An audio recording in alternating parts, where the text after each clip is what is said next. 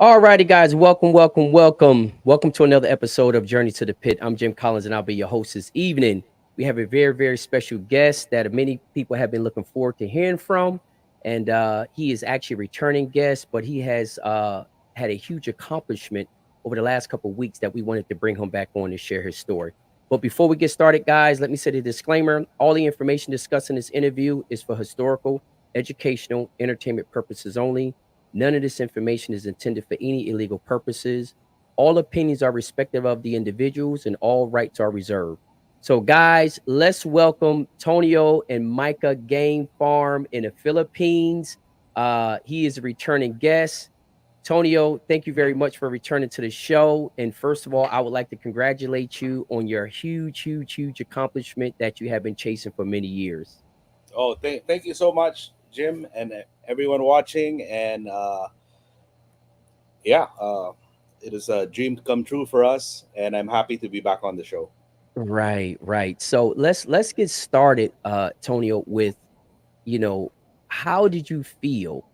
And then we'll go into the backstory. But I want to know, how did you feel, man, when you realized that y'all guys had won?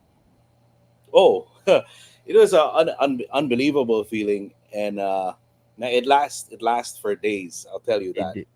It's kind of like I won maybe the Masters golf tournament or Wimbledon tennis. You know, it is something pretty big to win in our sport. That's So right. yeah, It unbelievable feeling. I was walking on air, I guess. walking on air, and I guess, and I'm assuming as well, that by this being such prestigious and probably one of the most prestigious cockfighting tournaments in the Philippines, is probably equal to the Masters or Wilmington in golf and stuff like that. Wouldn't you agree? Oh, yes, exactly.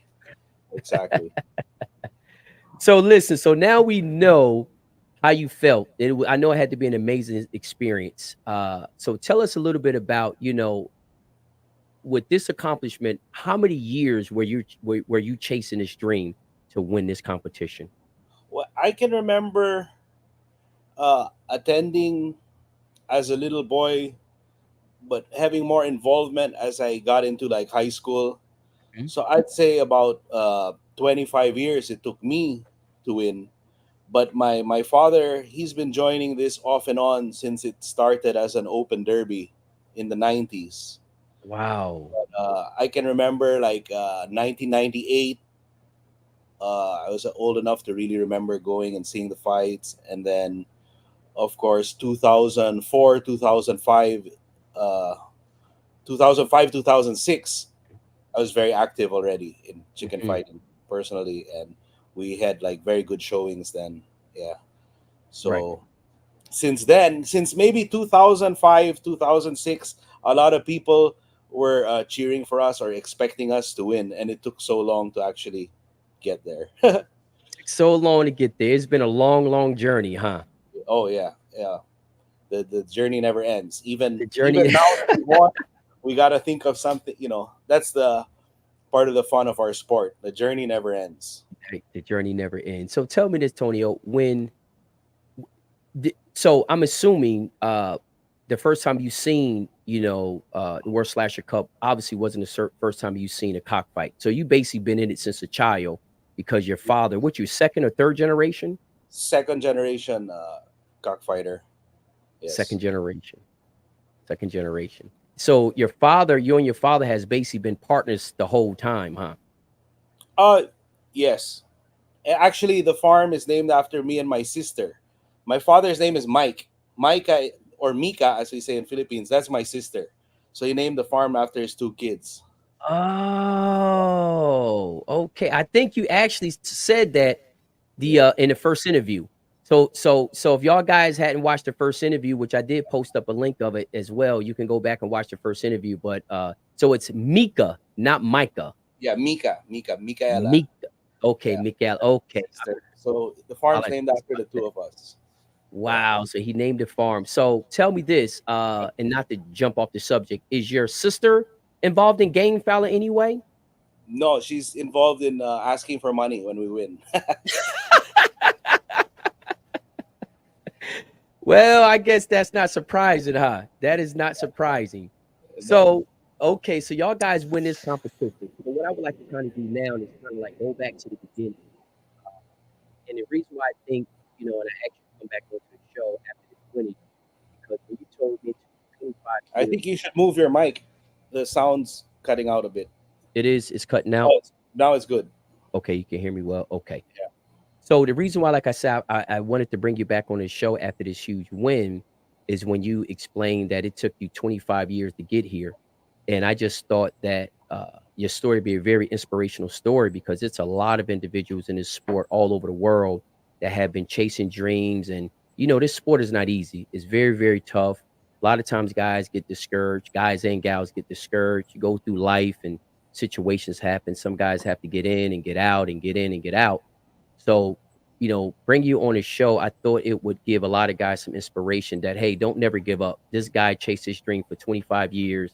I'm assuming it wasn't all easy 25 years, but he stuck to it and eventually he won. Um, so with that being said, take us kind of back to the beginning, like you were saying, I guess 2005 or 2007, 2006, 2007, when you started becoming more active competing. Was you signing up then for the World Slasher Cup every year? Well, my father would join on and off since it began in the 90s. Hmm. And I guess from about two, when we started joining every year was 2005. And 2005. not only every year, every edition, because there's two World Slasher Cups in a season. So it's two in a season. I don't think many people know that. I don't think No, many people know that the World Slasher Cup is two times a year. I think many of us was under the understanding that it was only once a year. So now that we know that, give us a little backstory on how this whole World Slasher Cup deal competition even started. How did it even well, start? the history of the World Slasher Cup starts in the 1960s Mm, when Mr. Araneta, he's like an aristocrat, and okay. he's a pillar in our sport. Him and his father was one of the first to import chickens from the United States, Okay. and they owned the Araneta Coliseum, Hmm. which is where Ali fought Frazier. It's a giant stadium. Wow. Yes, the Araneta Coliseum. They host the professional basketball games, concerts, boxing. Yes, so we fight in this stadium. That Pretty good. Ali and Frazier fought at, huh? The Thriller in Manila was held there. Yes. Never knew. So in the 60s, they would promote uh, a version of the World Slasher Cup, which was the Aranetas and their partner Duke Halsey Hmm. versus the Philippine selection. And the Philippine selection was like a combine of all the top big money fighters here at the time and Hmm. their American counterpart. Mm. So in the 60s, 70s, up to the 80s, it was common to have like uh, a Filipino high roller representative, and he had Mhm. his American partner, or Mhm. he would like sponsor an American. Right. Yes. So the dominant group was, of course, Duke Halsey. He was the guy at the time, and he changed the thinking of all the breeders in the Philippines. They said, "Oh, we got to start breeding these American chickens." Once Duke came and started beating everyone, and Mm. everyone, with the means, they did their research. They contacted people in America. Oh, would you like to come over, fight chickens with me? We're going to Mhm. challenge Duke Halsey. Mhm. And a lot of the great American breeders took up that challenge, formed partnerships that lasted many years. Mm. And yeah, they built their fame. Some who came, Joe Good, Johnny Jumper, oh, the best of the best. Wow. Billy Rubel was very well respected here. And yeah, this went on for several years. And it became an open derby in the 90s, I believe 1990, where everyone could join. Okay, and so when you say join, it was it prior to being open to the public, was it like an invitation only? Yes, it was invitation only, and it was like a main Mm. Duke Halsey versus the Philippines. And so Okay. everyone would like, somebody would bring three roosters, someone would bring five roosters, and then they'd match up. And Duke Halsey won the main. It won the May. So tell me, how many fights was it back then? Like, how many fights did he have to fight to win this competition? I'm not too sure if it was 15, 18, something like Okay, that. okay, okay, Yeah. okay. So I'm assuming back then, where was it held back then? Was it held In the in the same Coliseum. stadium? It was always in the Coliseum, yeah. Always in the And Coliseum. it's been From held there every year unless there's like I don't know, some political trouble or something like a pandemic, yeah. right, But it's in general, it's a yearly event. yearly event. Okay, so here we go. So now, and then when you say a And part of then it, so there's two, right? The one at the start of the season in January mhm, and one at the end of the season. Used to be in June, but they realized they could get more entries putting it in May because we okay, start to molt in June in the Philippines. okay, okay. So Once yeah, the so I guess yeah, a lot bigger in May than it would be in June. yeah. Got you. So let's talk about when it opened up to the public.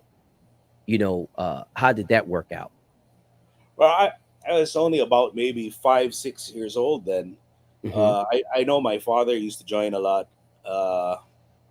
1990s, the Americans coming would be Bob Howard, Dan Gray, Ray Alexander.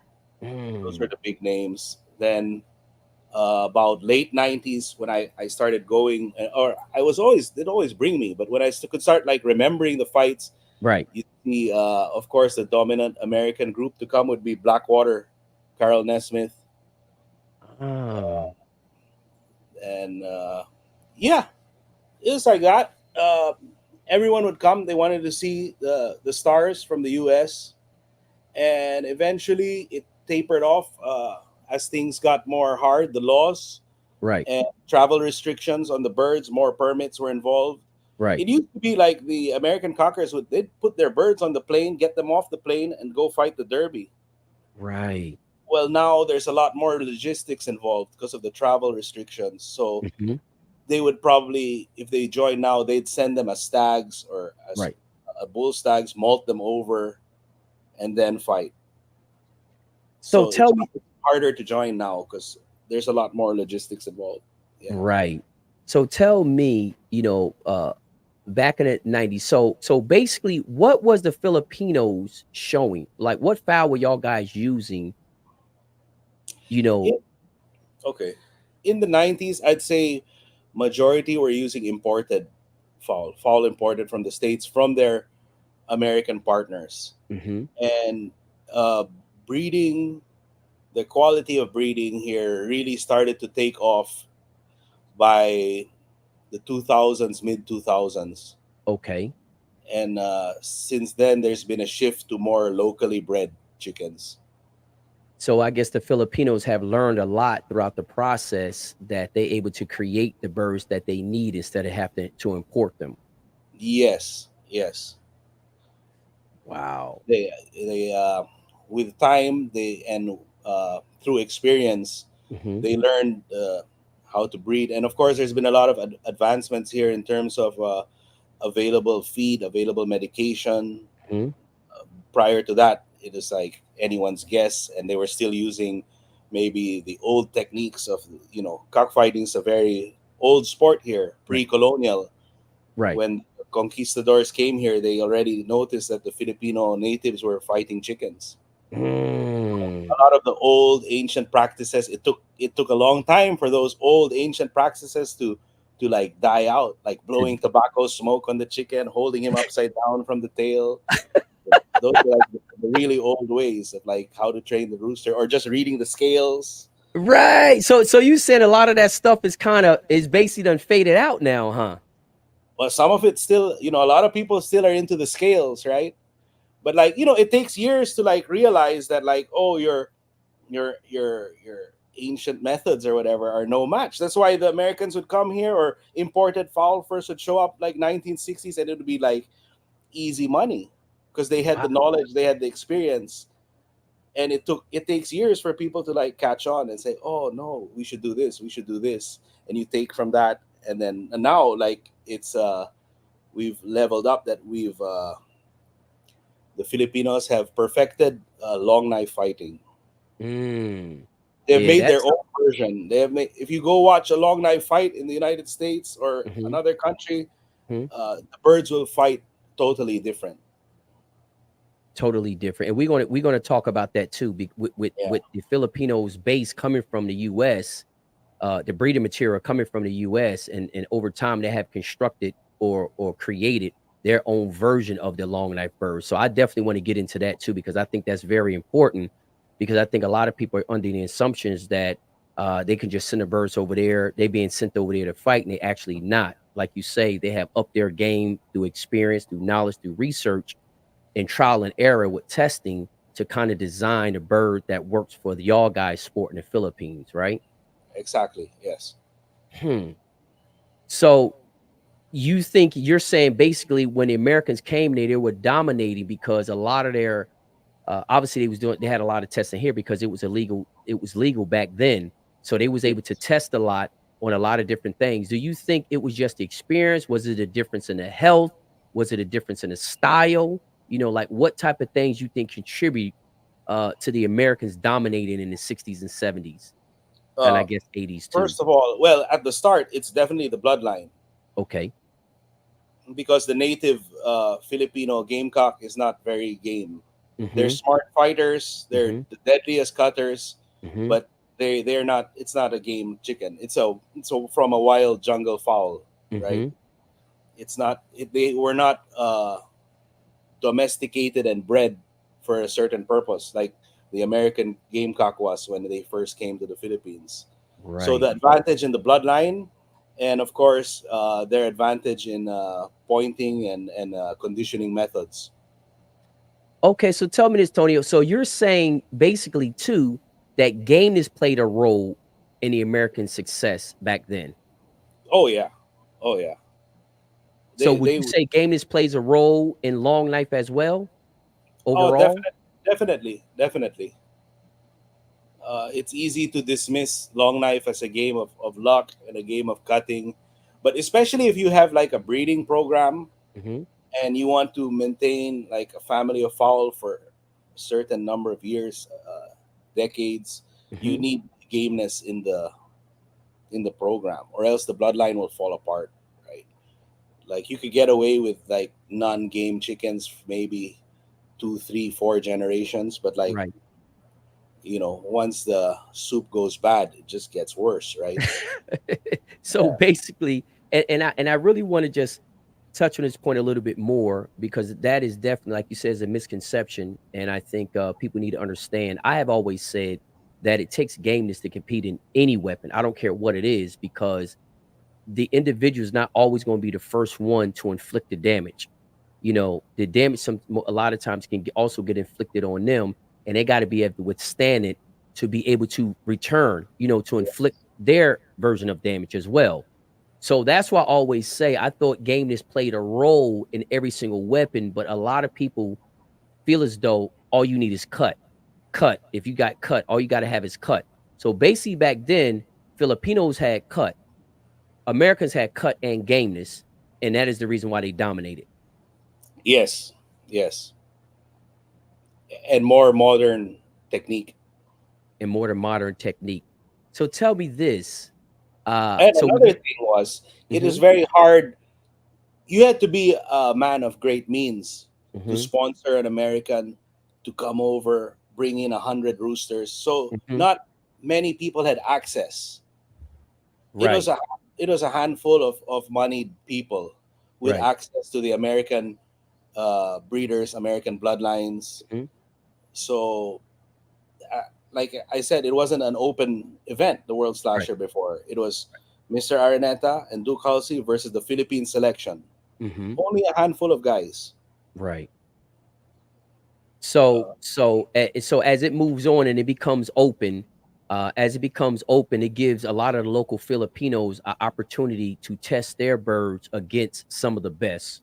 yes, yes, and it became the first uh, nationally known competition. I think hmm I'd say, and it was marketed as the Olympics of cockfighting.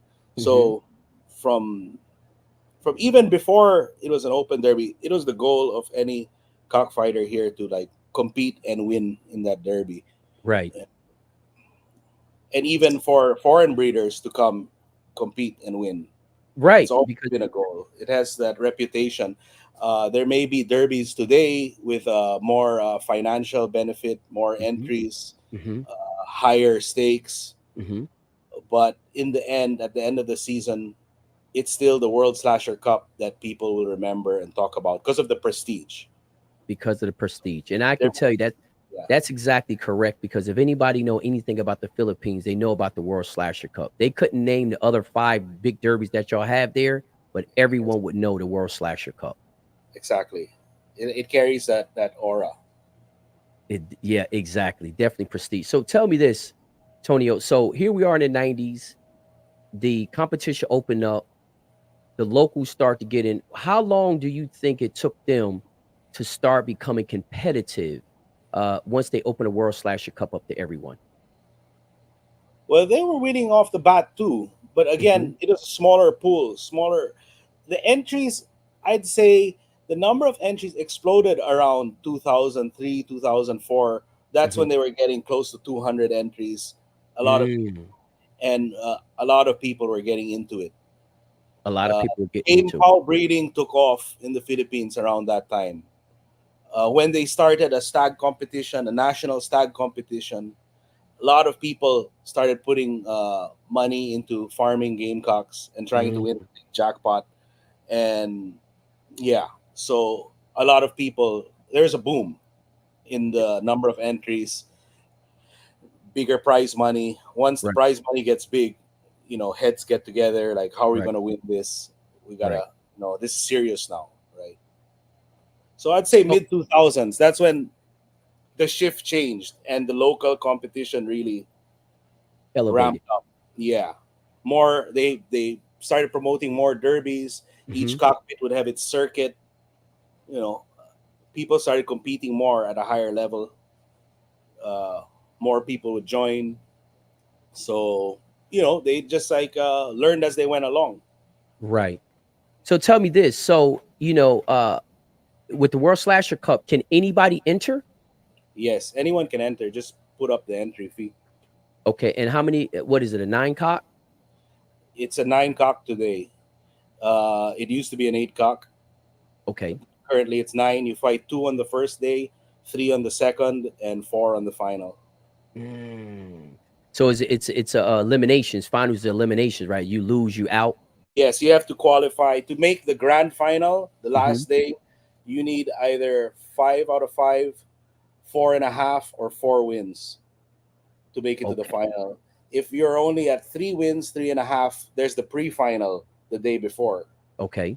So you can still make money through the option system. Okay. So it's not a jackpot like how it is in other countries where the entire pot is given to the winner of the derby. Right. It's broken down. Like half will go to the champion, and then based on your score, there's payouts from like Gotcha. any if you have 6 wins, 7 wins, 8 wins, you get paid. So it's like Okay. broke like kind of like a poker tournament. How Right. how the winnings are, yeah. Okay. So that's basically how they run it there. So that's also what keeps the number of fights going. So there's a lot of fights for the paying customers to come in Right. and watch, right? Right. So it's a 4-day event. Oh, it's like a week long because they usually have 2 days, two elimination days, 2 sets, and then Okay. on the finals they combine the guys with the points from the 2 sets. Got you. Got you. So y'all guys go with a point system. So break down a point system for a win, a draw, and a loss. I'm assuming is zero. Yeah, a draw is a half point and a win's 1 point, Okay. and you need to at least get. I think two. You need at least 2 points to fight in the pre-final, but Okay. that's like no one really will go. Three people are even pulling out already. It's your option if you want to continue. But to make the final, the grand final, you need at least 4 wins out of the five. Okay. You need at least 4 wins out of the five. Yeah. Uh, can more than one person win a championship, or it's always Yeah. limited? No, no. Often no one wins. It's hard to win solo. It's Okay. very hard to go nine straight. Uh, like when we won this last one, we were two entries. ended up with 8-1. 8-1, huh?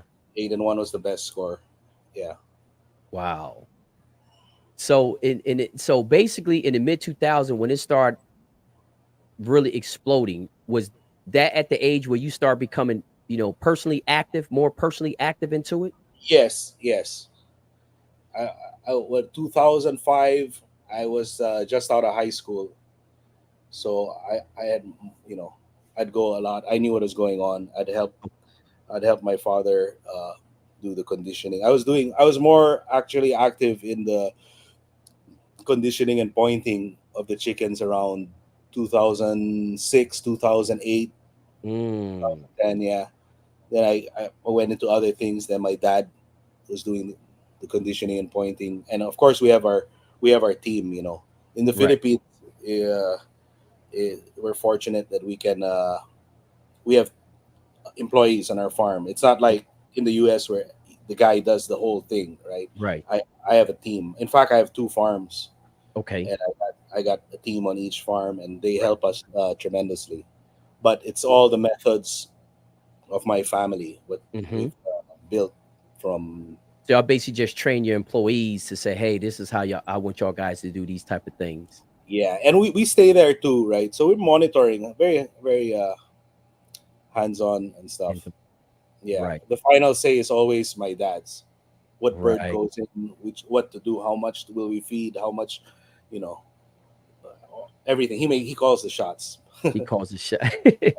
So tell me this, with it being that many days, uh, is the pointing process challenging? Or do y'all guys know exactly which ones y'all gonna show on this day, that day, this day, as long as we they win and we y'all know that's continue? another uh, main difference in the Philippines. We turn in the weights the night before the fight, Hmm. and by the time we get to the pit, the schedule is printed out, and we know exactly the fight number of which rooster. And the fight rooster, and you pretty much know exactly what time, or if not exactly what time, the roundabout time. Yeah, it's easy. It's easy to calculate what time your bird's gonna fight, and yeah, So that makes it a lot easier on y'all guys when y'all going through this pointing process. yeah, we have we expect when to start, when to fight, and we make the necessary adjustments or keep From you know, there. yeah. Right.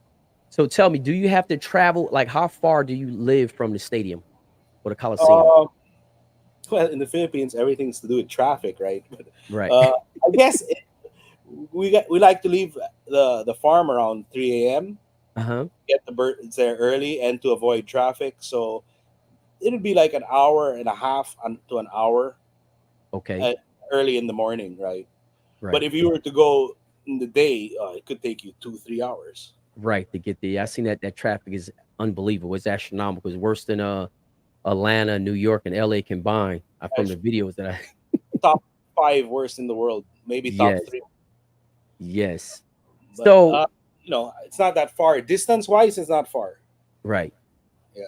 It's not that far. So traveling, because a lot of guys want to know, like, what do y'all guys do as far as on traveling? But I guess from what you're saying is really not that far away. So you really didn't never had to deal with the challenges of traveling long distances, kind of like they do in other countries. Yes, we don't have to travel. That's a lot. In fact, in the Philippines, you might only have to travel 10 minutes to your closest cockpit. Mm. Right. So Every throughout town is a cockpit. okay. Okay. So tell me this, Tonio. So throughout, y'all guys in this competition, y'all competing. What was the build up to the competition? Like, do y'all guys compete in other derbies throughout Oh, the season yeah. to Well, I'm very active in fighting my chickens. Mhm. Uh, uh, this around now, I at the height of the season, I'll fight 2 to 3 times a week Okay. in various levels of competition. I test at all levels, At from all midway, levels, huh? yeah, from hack fight to like four cock derby.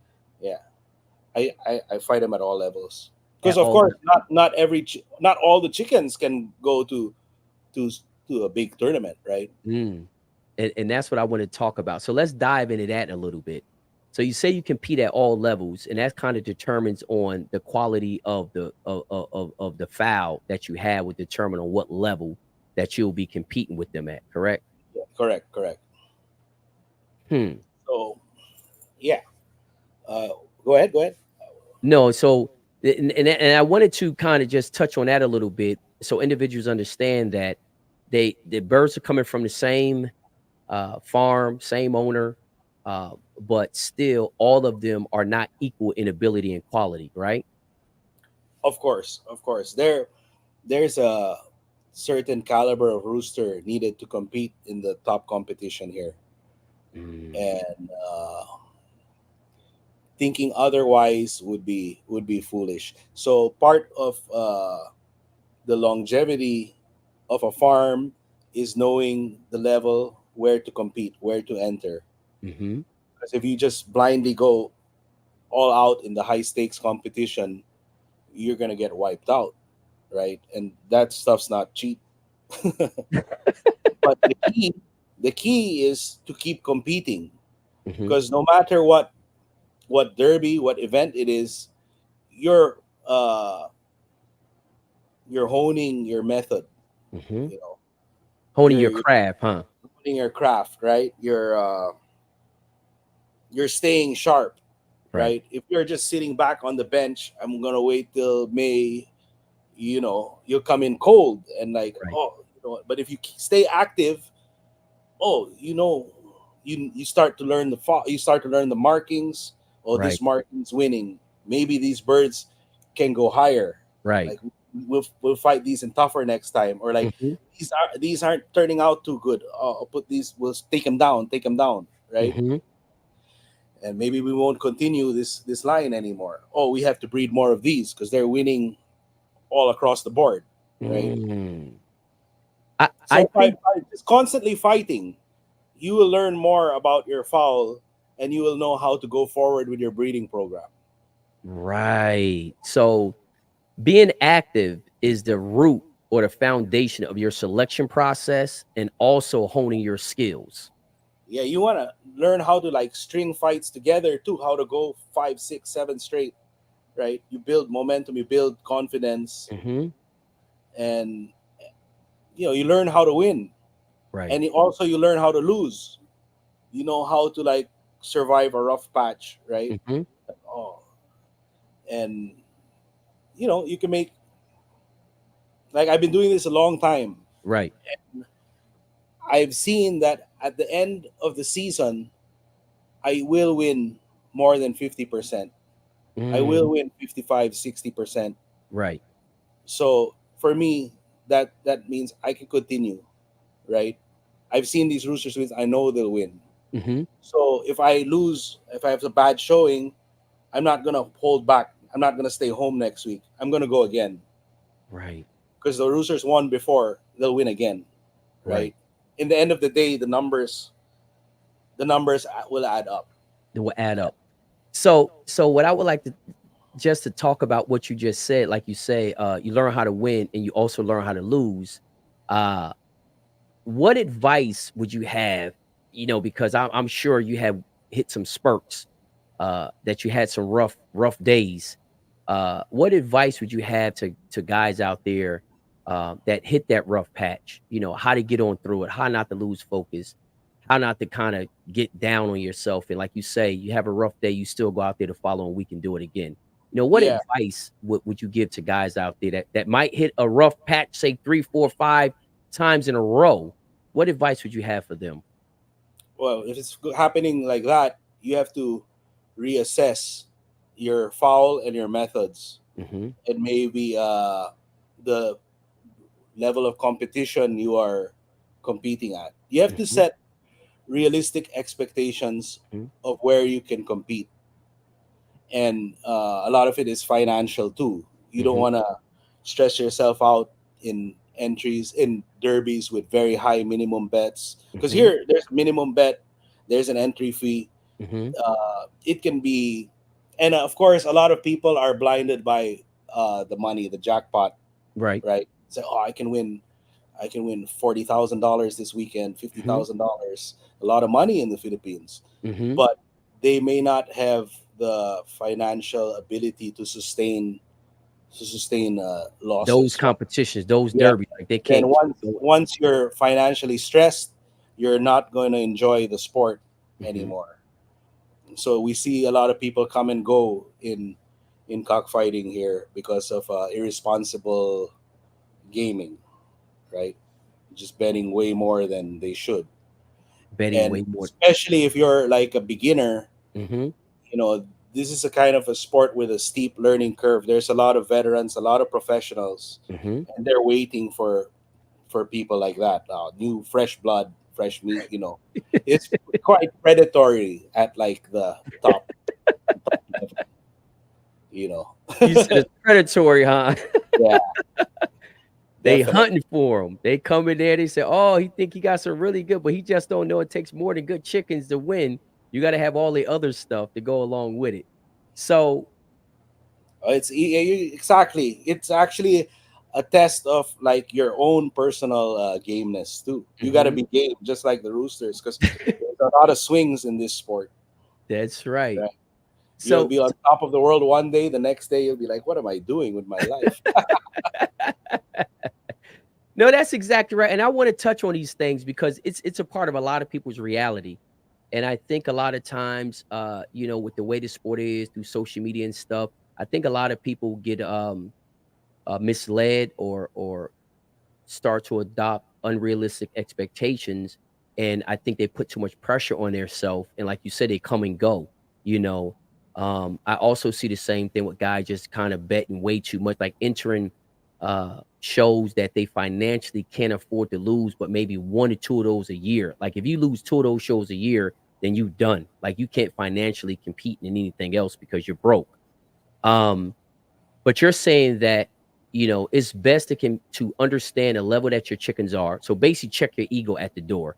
Understand the level of competition that you can compete in from a personal experience standpoint, and then also from the quality of fowl that you have, correct? Exactly, exactly. So and you said that, at the end of the year, you'll run between 50 to 60%, which again, I say it's a good record. I had a conversation with a good friend of mine the other day, and I said in Puerto Rico, when they put out the winning percentages at some of the biggest pits, um, you lucky to see guys go 60%, 62%. I mean, that's like the top guys that got, all the resources that you can possibly have, because 60% is not easy. Uh, Oh, it's very hard. Right. It's It and especially the numbers involved in how we fight here. 200, 300 chickens a season. right, I'm considered already small scale here. There's guys here, they fight 5, 7 times a week. They're fighting thousands of birds a season. No one right, here is winning 85%, like people like to brag about on social media, or even way back in the days of the Gamecock magazine. You'll see the ad 85% winners. That does not exist here. At least from I've never seen anyone win 85% over a right. season. No way. You I are that tough to win 55, 60%. If you're winning 50%, you're doing well. And I'm saying 50% at even competition. I'm not saying taking top level birds and then taking them to smaller competition and just to shrimp. Being honest with yourself. Being Correct. honest with yourself. If you're getting 50, 55%, you got some pretty good birds, especially if you're in tough competition. Um, but like you say, I have seen it as well, 75%, 80%. Now I'm like, man, I don't know who you showing against, but I have never seen that. I just Yeah. haven't. Maybe he fought 20 chickens the whole year. Right. And That's like you say, the numbers play a big role as well. it's You know, number. It's constant here. right. So what would you say? First, let's talk about the bloodlines that you use to win this, and then I want to move on to, what you think the keys were to getting to this point of winning this competition. But what bloodlines do y'all guys use, in this competition to win? Uh, I used the bloodlines I've had since I started in the sport. Hmm. Bloodlines that my father had acquired since the early 80s. Hmm. Uh, the main three bloodlines on my farm would Mhm. be the Grays, the McLean Hatch, and the Clarets, Mhm. which we acquired from the Manzel family in Texas, from Okay. the late Bobby Joe Manzel. Mhm. And we have been breeding these chickens since the 80s. Mm. And I also use some of my blues. Okay. The blues I were like a breed of mine when I don't know, I turned a certain age, maybe 16, 17. Mhm. My father and my uncle gave me a blue rooster, a pile. It's actually a pile color, a Okay. pile rooster as a birthday present. Okay. And that was because of the movie, The Cockfighter, where the guy Uh-huh. has the pile chicken. And I Right. always wanted a pile chicken, the mighty Svanspur, game but lame, right? So I love that movie, right? And I always like, oh, it's not a common color to get a pile chicken, Right. especially then. Those colors were deemed inferior. You think, oh, there's the dunghill, but Right. no, they got me the rooster, the pile rooster. The bloodline was supposed to be blues. They're Mhm. blues, not minor blues or anything like that. But we were just told it's a blue. Right. So I started breeding that myself, and I kind of made it like my own strain. Mhm. And then about 2008, I went out to Hawaii to visit some good friends of mine, Okay. and I was gifted some black McRae's, Okay. William McRae blood, and Okay. I crossed those McRae's to the blues. Hmm. So on the during the first 2 days of the World Slasher, I used three of these McRae blues, Okay. one McRae McLean, Mhm. and one Hatch Claret that I fought. That was became a three-time winner. Mm. So that was the first round and second round birds. Then for the finals, I had one Hatch Gray, Mhm. and I had three brothers that were a blend of Hatch Claret and one Claret Gray. Yeah, I had Hmm. two Hatch Clarets, one Claret Gray. Yeah. Well, all the birds that you use in this competition, were they all proven? No, actually, it being close to the end of the season, I had very slim selection. I only had 11 birds that I thought would have a chance in this nine cock derby. Mm. And in terms of proven, I had two birds that Mhm. had won in the World Slasher Cup before. Okay. Yeah, and the McLean McRae was a winner as a 2 year old 2 years ago. Last year I bred him, and I haven't tested the sons yet, so I said I'll fight him again before he Mhm. gets too old. I was supposed to fight him in January, but I guess he didn't come around. It took him a long time to come around. It did, huh? Yeah, he only came around towards the end. I said, "Oh, he's moving good now. We'll put him in." He wasn't really in the plans till last minute Wow. because it took him a long time to come around. And the Blues, I was supposed to fight in January in the World Mhm. Slasher Cup in January, but I didn't score good. I didn't make the finals. Oh, you didn't? No, so I we said let's save him for May. So we really set aside those Blues. I had five. I had five Blues. I set him aside. One blue. I fought one blue. He Uh-huh. won in January, but the others I didn't fight. Okay.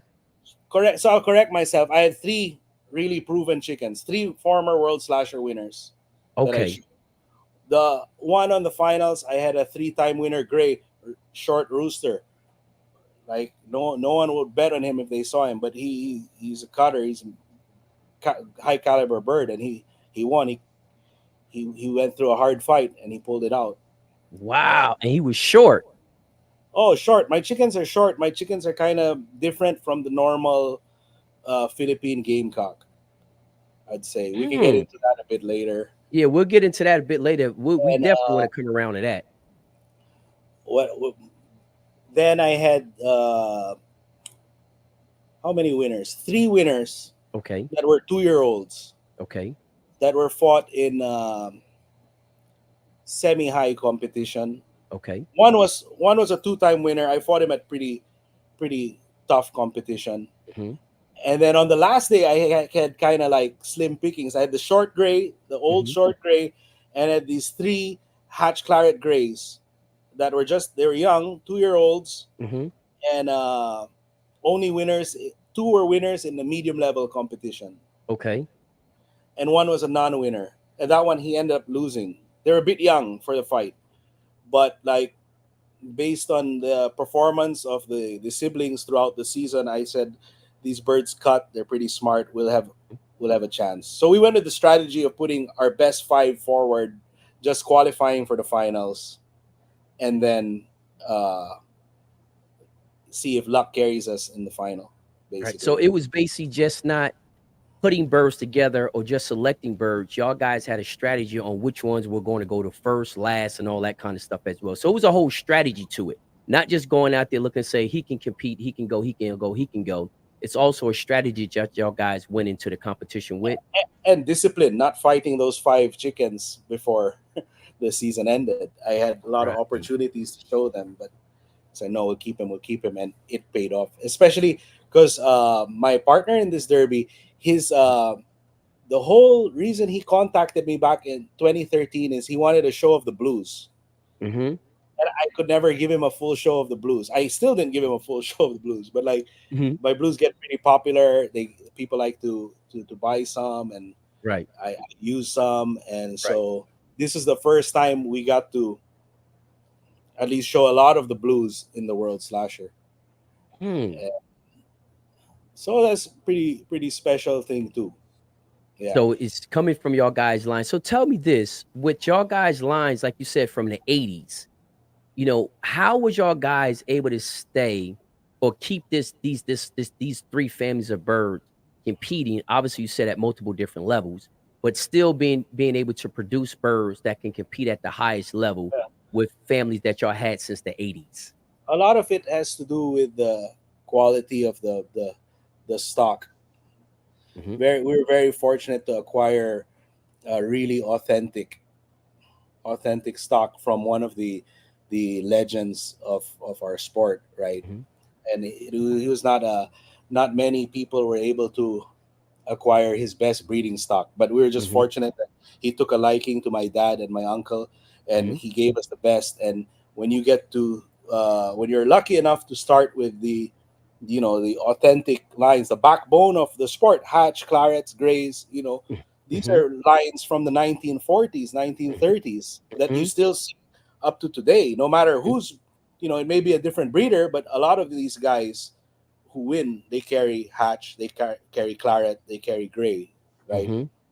Uh, so it's these type of bloodlines that can stand the test of time and a long breeding program without having to, like they like to say, upgrade or Right. infuse. No, we didn't do any of that. We just tried Wow. our best to keep them and maintain them at the standard set by the original breeder, because they Mhm. already had a winning record for decades. Right. Why would I change them, right? So we just strive to keep them at that level, right? And I found, uh, also through reading the history books, like the fowl are related in some way. The Hmm. Madigan Gray, the Madigan Claret. So in my head, it's like, oh, it would be good to blend these two Hmm. lines. Then I crossed them to the Hatch, great, the Hatch Madigan blend, which was in the 1940s. That's like the revolutionary cross that everyone was fighting speed fowl till the 1940s when the Hatch Claret came along. Hmm. Gameness, cutting, and smarts were starting to beat all these fast, dark fowl, blues, whites. They made him go extinct almost. The Hatch. Wow. Yeah. So I just felt like we had something special in with these birds. So we kind of like made it a challenge or dedicated ourselves to them. And you breed them for so long, you get very attached to them. Hmm. So like, these are my roosters, these are my chickens. Like, I could easily see something winning in the pit, like, oh, I gotta go buy these, I gotta go win. But then Right. I feel like if I did that, I'd be like shortchanging like I want to do it with my chickens. Like Right. I could buy these chickens, cross them up, win a big derby. It wouldn't feel like I won with my chickens, Got you. you know. So all of those years, and obviously, um, through all those years, y'all guys are competing, and y'all guys use competing to help y'all guys with the selection process, right? To maintain the quality and the standards of the families, right? Yes, correct. That's the only way is to compete. You will never know if you don't if you don't compete, and if you don't take a shot at leveling up. Like, okay, I can dominate in this arena. Hmm. What's next? Let's go try this one. Hmm. Always see how far you can go. You Right, gotta, you know, baptism in the fire, right? right. Some like we'll fight sometimes like younger chickens in the World Slasher Cup just to see like can they do it? Can they still hold their own? Hmm. And they do, right? They do. So, Wow. At the highest level. So tell me so they this, may not have won the derby, but they scored well, and right? that's good enough to say, oh, there's something here that it's worth continuing. Worth continuing, worth Yeah, continuing. So in that long process of all those years, and we don't have to get really deep into the the the program or the formula that y'all guys use, but do y'all guys use inbreeding at all in your of program? course, of course. I'm very weary of infusing outside blood into these established lines that I have. Mm-hmm. But that does not mean I won't uh, look at other chickens, experiment with other chickens. Mm-hmm. I still do. That's how I brought in these McRae's that did Right. well. I thought that these might add a certain dimension I'm lacking, Mm-hmm. right? But every time you cross something into your like, one of my kind of mentors in the Mm-hmm. sport taught me that every time you make a cross or you make an infusion, you're taking a risk, Mm. right? You already have something that works, and Right. by putting something you're risking, right? And that always stuck with me. Yeah. Because it's like we talked before, there's no guarantee that you're going to get the good part of the foul that you're infusing. And I don't think a lot of guys think about that. They infuse blood looking for a particular characteristic to add to their program, but they got to understand that when you infuse, you not only get the good, you also get the bad. You know what I'm saying? And I think everybody just focus on the good aspect. Oh, I'll infuse this to this to give me some bottom, to give me some cut, to give me some speed, to give me, some intelligence. But you also they can be giving you some disease, they can be giving you weak immune system, they can be giving you brittle bones. It's Very it's true. like you say about the risk. It's you got to get all of it. So there's not just one, and I don't hear people talking about the bads that come with the infusion. They only talk about the good that comes with the infusion. So you think This that's what your mentor was talking about? Yes, exactly. And this is a sport of no guarantees. If Mhm. there's anything with no guarantees, it's chicken fighting. You can go to the most famous breeder in the world, a guy with 2,000 roosters, and he wouldn't be able to say this will be the best brood cock for you. Right. It comes down to luck a lot of the times when purchasing fowl. I see a Mhm. lot of posts on Facebook. Let's say, where can I get the best Kelso rooster? Could I get it from this guy or this guy? I'd be like, both these guys have championships. Both these guys have 5,000 birds. You can't say it's a matter of luck. They don't know what you don't know which individual you'll get, Mhm. Mhm. right? Mhm. It it's even the breeder himself. Even when you're breeding the same family of chickens for many years, Mhm. you really have no guarantee when if this one will be a good breeder like its father. Right. There's no And guarantees. and you talked about there earlier how you said that, it's different levels. The chickens that y'all guys are even breeding, they're not all at the same level. Everyone that y'all guys produce cannot compete at the top level. Yes, So, you have to be honest. You have to be right. honest with yourself. And then, of course, the end goal is to have chickens that can compete all at the highest level. But that's Hmm. very hard.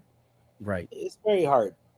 It's very Unless you difficult. want to pour a lot of money into it and like hatch 1,000 chickens, 2,000 chickens, can be done too. But Mhm. again, you gotta see what your maybe you might not have the time to manage. You might not have the discipline to manage such a big operation. So you got Mhm. to keep everything to where you can manage it yourself. Right. You know, Keep keep your operation to a good size. Like me, I know every chicken on my yard. mm-hmm. If if I see one acting different, I know what happens to this. You know, Right. I can identify. Oh, he's acting different today. Something's wrong with him. Right. Right? It's different at that. If you're personally connected to each bird, then when you have Mm-hmm. like, oh, Thousands. thousands, they're just like playing cards. You know, I play Right. this card today, play this card today. Right. So even with that, and I think that's a point well taken is the fact that guys need to understand that even if these guys are great breeders, famous breeders, and all of that, there is no guarantee with you purchasing from them if it's going to turn out to be a good brood cock or not, a good performer or not. Let's put There's it no this: guarantee. would you sell a guarantee if he was a guaranteed winner? You wouldn't part with him if you had a guaranteed winner. No money in Ev- the world would make you part with a guaranteed winner. But right. there's no guarantees. That's why people are willing to sell a chicken, you That's know. right. And That's right. that's no. I sell chickens, not Hmm. at a commercial level, but Right. if you know if someone wanted, because there's no guarantees. Right. There is no guarantees, and Might as regardless of well might as well get something back already sometimes, and mhm, there's no shame in that too, there's no right? shame in it. That's But exactly people right. have to have expectations too, right? Like a lot of people, like, oh, I bought this rooster, $500 $800, and Hmm. the chickens didn't win. You can't blame the guy, really, Right. Right. right? No one really knows, and there's so many factors involved into raising, conditioning. It's easy to just like blame somebody. I was cheated. That's also an attitude you see nowadays. So it's not too. No, it's not correct. Hmm.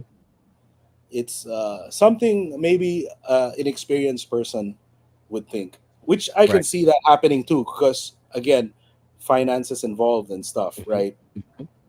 It But does happen. It does happen, but not does in all cases. And I think but everybody just broadly apply that as the answer. If they don't get a good performance, then all of a sudden they say, "Oh, the breeder bird sold me some trash." But we all know if you ever been active in any time of your life, regardless of what country you're in, there is no guarantees. But what's more even important than that is the fact that there's a lot of factors into a win. There's a lot of factors into a bird's performance. It's not just buying, brood fowl and throwing it in a brood pen, and then all of a sudden you're going to be doing as well as the guy who you purchased the fowl from. yes, Um, it goes back to setting realistic expectations mhm, and knowing that it's a long journey, it's a tough journey. Instant success is very hard to find. very hard. And Clark talked about it in his last interview about guys will come purchase foul, and then 2 years later they want to know why they're not doing as well as him. And he said, "Listen, I've been doing this all my life, but not just owning foul. I've been competing all over the world all my life. You cannot just buy foul and think you're going to be in a winning circle just like me, because there's so many different factors that come into that win other than just genetics." You know what I mean? And I think people Yes. really need to kind of speak the truth. And I don't know what it is. I don't know if they feel as though if they just say it takes more than genetics, then that's going to degrade the quality or their ability to sell foul. But it does take more than just genetics. It takes more than a brood pen. Would you agree? Oh, definitely, definitely. Genetics, health, Mm-hmm. uh, knowledge, conditioning, pointing knowledge. Uh, it takes a good team. Mm-hmm. There's too many factors involved uh, to write a formula for success in Right. chicken farming. Right. There's too many factors. The right location, Mm-hmm. the the right competition, the right. Mm-hmm. So many things have to go right. To go right. And that's why I respect For the someone to individual. give like advice, like this is it. You do this. You do this. You do this. You're gonna win. Impossible. Impossible. No one, no one can do that because every location's different. Everything that we have no control. They're chickens. Yeah. No, none of us speak chicken. They're chickens. And that's something Right. we talk. You're exactly right. They're Hard. chickens. it's hard. It's hard. It's hard to understand these funny animals. So so tell me this, Tonio, what is it? Because I know y'all guys, we talked about you guys are very, very consistent. What does it take to be consistent? You know, you speak about discipline a lot. So I'm assuming discipline is a big part of trying to be consistent. But what else would you say it takes to be consistent? Well, I'm gonna go back to the bloodlines. We were just saying it's not Okay. all bloodlines, but what takes okay, experience. Hmm. You know, being on. You have to be honest, Hmm. honest with yourself. That and honest with your assessment of your chickens. That's very important. Hmm. Managing the health of the chickens. Hmm. You know, that also comes with experience. The longer you Mm, raise the chickens, the better you are at treating them for right. certain things or protecting them against possible disease. Hmm. So that comes with experience. Everything comes with experience. So Mm, the more you participate in the sport, win or lose, if you have an open mind, you're gonna learn and you're gonna improve. okay. So So that's what that's what breeds. That's what creates consistency. Consistent competition will con- eventually lead to consistency. consistent competition. So tell me Hopefully, this as not consistent losses. Hopefully not. but tell me this, Tonio, do you think uh competing with the same families also help in having consistent Yes. results, win or losses, you know, but do you think Yes. competing with the same families, the same chickens, increases your chances of consistent or predictable results? By not like I've had most of the chickens in my yard a very long time. Hmm. Some before I was born Hmm. were already at the farm, and like I mentioned, these McRae roosters, I Hmm. consider them a new line, but Mm, I've had them since 2018, okay. and it takes a long time to learn about a family of chickens. Mm, I think I mentioned to this to you when we talked last time. hmm. Like sometimes by the time I've learned about these chickens and made an assessment about this family of chickens, I've already lost the family, Wow. right? Because I'm very cautious about infusing it into my proven stuff. So I Right. really take the time to learn about these chickens and see all their qualities. Hmm. That's you have to assess them on their own. Then you Hmm. have to assess them with your fowl.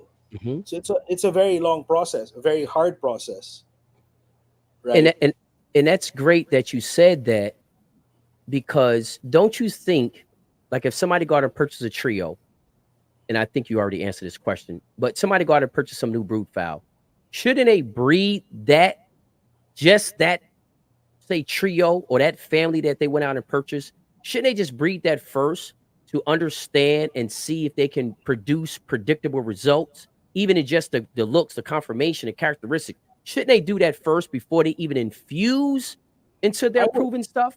I definitely would go with the breeder's recommendation, Hmm. right? If I were to start, and this is how I guess it ended up with how my dad and my uncle they got these roosters. They decided not to go buy from several breeders and crisscross. I'm Hmm. gonna make my Halsey Johnny Jumper cross or something Right. like that. No, Right. they got these roosters all from Mr. Manson. I said, no, it works. He breeds this to those. Let's just breed them together because it works for him. It should. Mhm.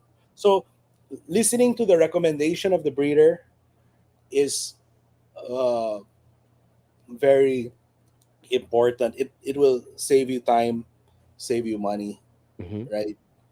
Of course, experimenting is fun. Everyone wants to say, "Oh, I did this," but no guarantees, right? Right. So we saw that these combinations on this particular farm worked. Mhm. Let's carry it over to our farm and try and do the same. Right. And luckily, we were able to do that. Right. Yes, I could say we've been breeding them long enough and competing with them long enough to say they're our chickens are very competitive Mhm. at the level, even prior to this big win. This big Yeah. win, because y'all guys have been consistent year after So year after year, being yes, very active. yes, I've been fortunate to have good results every season. Mhm. And in the end, like winning one derby is just a short term result. No matter how big and prestigious the derby is, it's just small in In the scheme of things, in the grand scheme of in things. grand scheme is like long term results. Mhm. So like being winning a majority of your fights over 25 years, 30 years, Mhm. that is a harder feat than Right. winning one derby. 1 or 2 derbies, right. And doing this with the same group of Family, chickens. same So group of that's chickens. also made for me what it made the win very special because I fought the lions most connected to my farm, most connected to my breeding program, Mhm. and it's the same chickens we were using in 2005 when we came really close.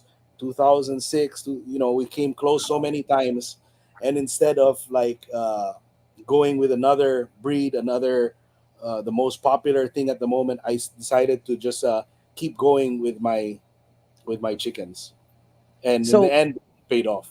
and it paid off. So 2 things of that. Do you think with y'all guys sticking to these same families increases your chances of success due to the fact Yes, you learn the because chickens better? you learn and you observe and you know what to expect from their performance Mhm. because you're so connected with the chickens already. Like I don't believe I need to spar them too much anymore, right? Mhm. Because I fought the same lines for uh I don't know, a long time already. So I Mhm. just like I like to tease my partners in this. I say, oh, you got to spar. I say, no, no more spar. We'll just trust the bloodline.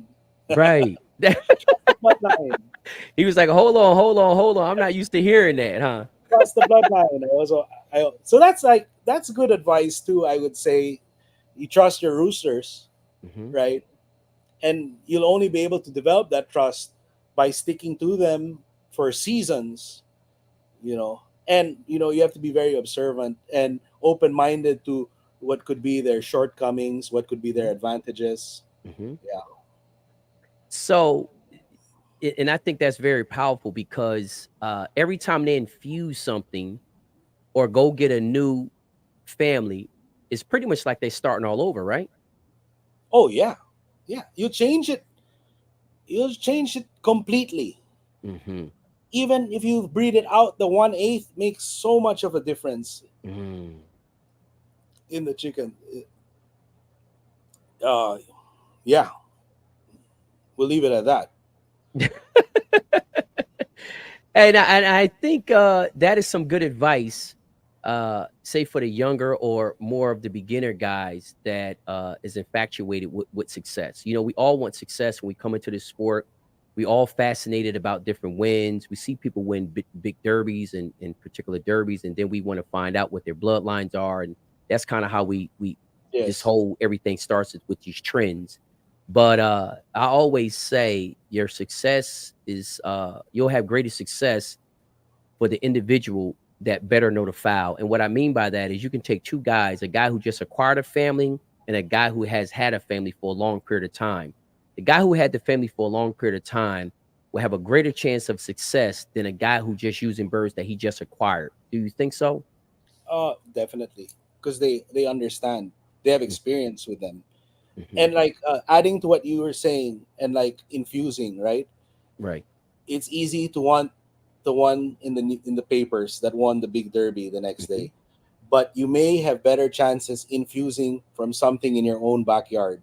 Like I Mm. have several families I've kept for years, Mhm. right? And I guess I've determined them sound, but I definitely produce more of a certain, the three, the hatch clarets and the grays. I have a majority, but I have some dark fowl, some other families of hatches, some Mhm. round heads, and sometimes when I'm looking for touch of something from outside, I find it's better to look at the ones I've had at my yard, because they may be a different family, but they were gone through the same selection process. Mm-hmm. So they would act, uh, they would match with my chickens better. I find, Right. like, even if they're different families, most of my families can be fed out the same, because they were selected based on their results under our conditioning program. Yeah. So So no, go ahead. no, so I want you to kind of dive just a little bit deeper on that, so individuals understand how important or how connected feeding out and understanding the fowl is connected. I think Yes, they complement each other, really. okay. You know, a lot of times there's like offers to send the fowl out, have someone Mhm, else train the fowl, and that mhm, works for other people, and it works for, it could be a smart move mhm, sometimes, but they complement each other. right. Conditioning will complement your breeding program, Mhm, and understanding your breeding program will make your conditioning program easier. They're exactly. very, very complementary. So it's I think this is just my personal opinion. I think it's very difficult for individuals to give you advice on fowl that they know nothing about when it Oh, comes well, to. there's a lot of that, right? Well, we'll get into that then. Share your thoughts on that. uh well, one thing with this, how it's going on social media and stuff, like I get people advising me on my own foul, You do, right? huh? Like, yeah, and like people like who, they will talk like they know my birds more than know my own birds, right? And that's something very weird. But But common. but it happens, Mhm, right? And I can only imagine in like the greater scheme of things, how, yeah, across, everyone claims to be an expert, but no mhm, one's really no one's really doing anything, right? They might mhm, not even be showing chickens, and they're giving you advice. And mm, maybe even if I were to give advice, my advice may not work with you, because everyone's situation's different. Everyone's got a different farm location, everyone's fighting in a different weapon. mhm, I can only say what works for me, and maybe you could take some of it and make it work for you, but mhm, I wouldn't be able to say my advice or my experience in the sport would be absolute, right? right. Because like there's people who will do things you wouldn't even pay me to try. You couldn't even pay me to try, and they'll get the wins, consistent Right, wins too, right. right? So who am I to say like my method is the best, or this Mhm, guy's? There's many ways. That's what makes the game so interesting, right? Everyone's got their own style, and everyone has a chance to win. right.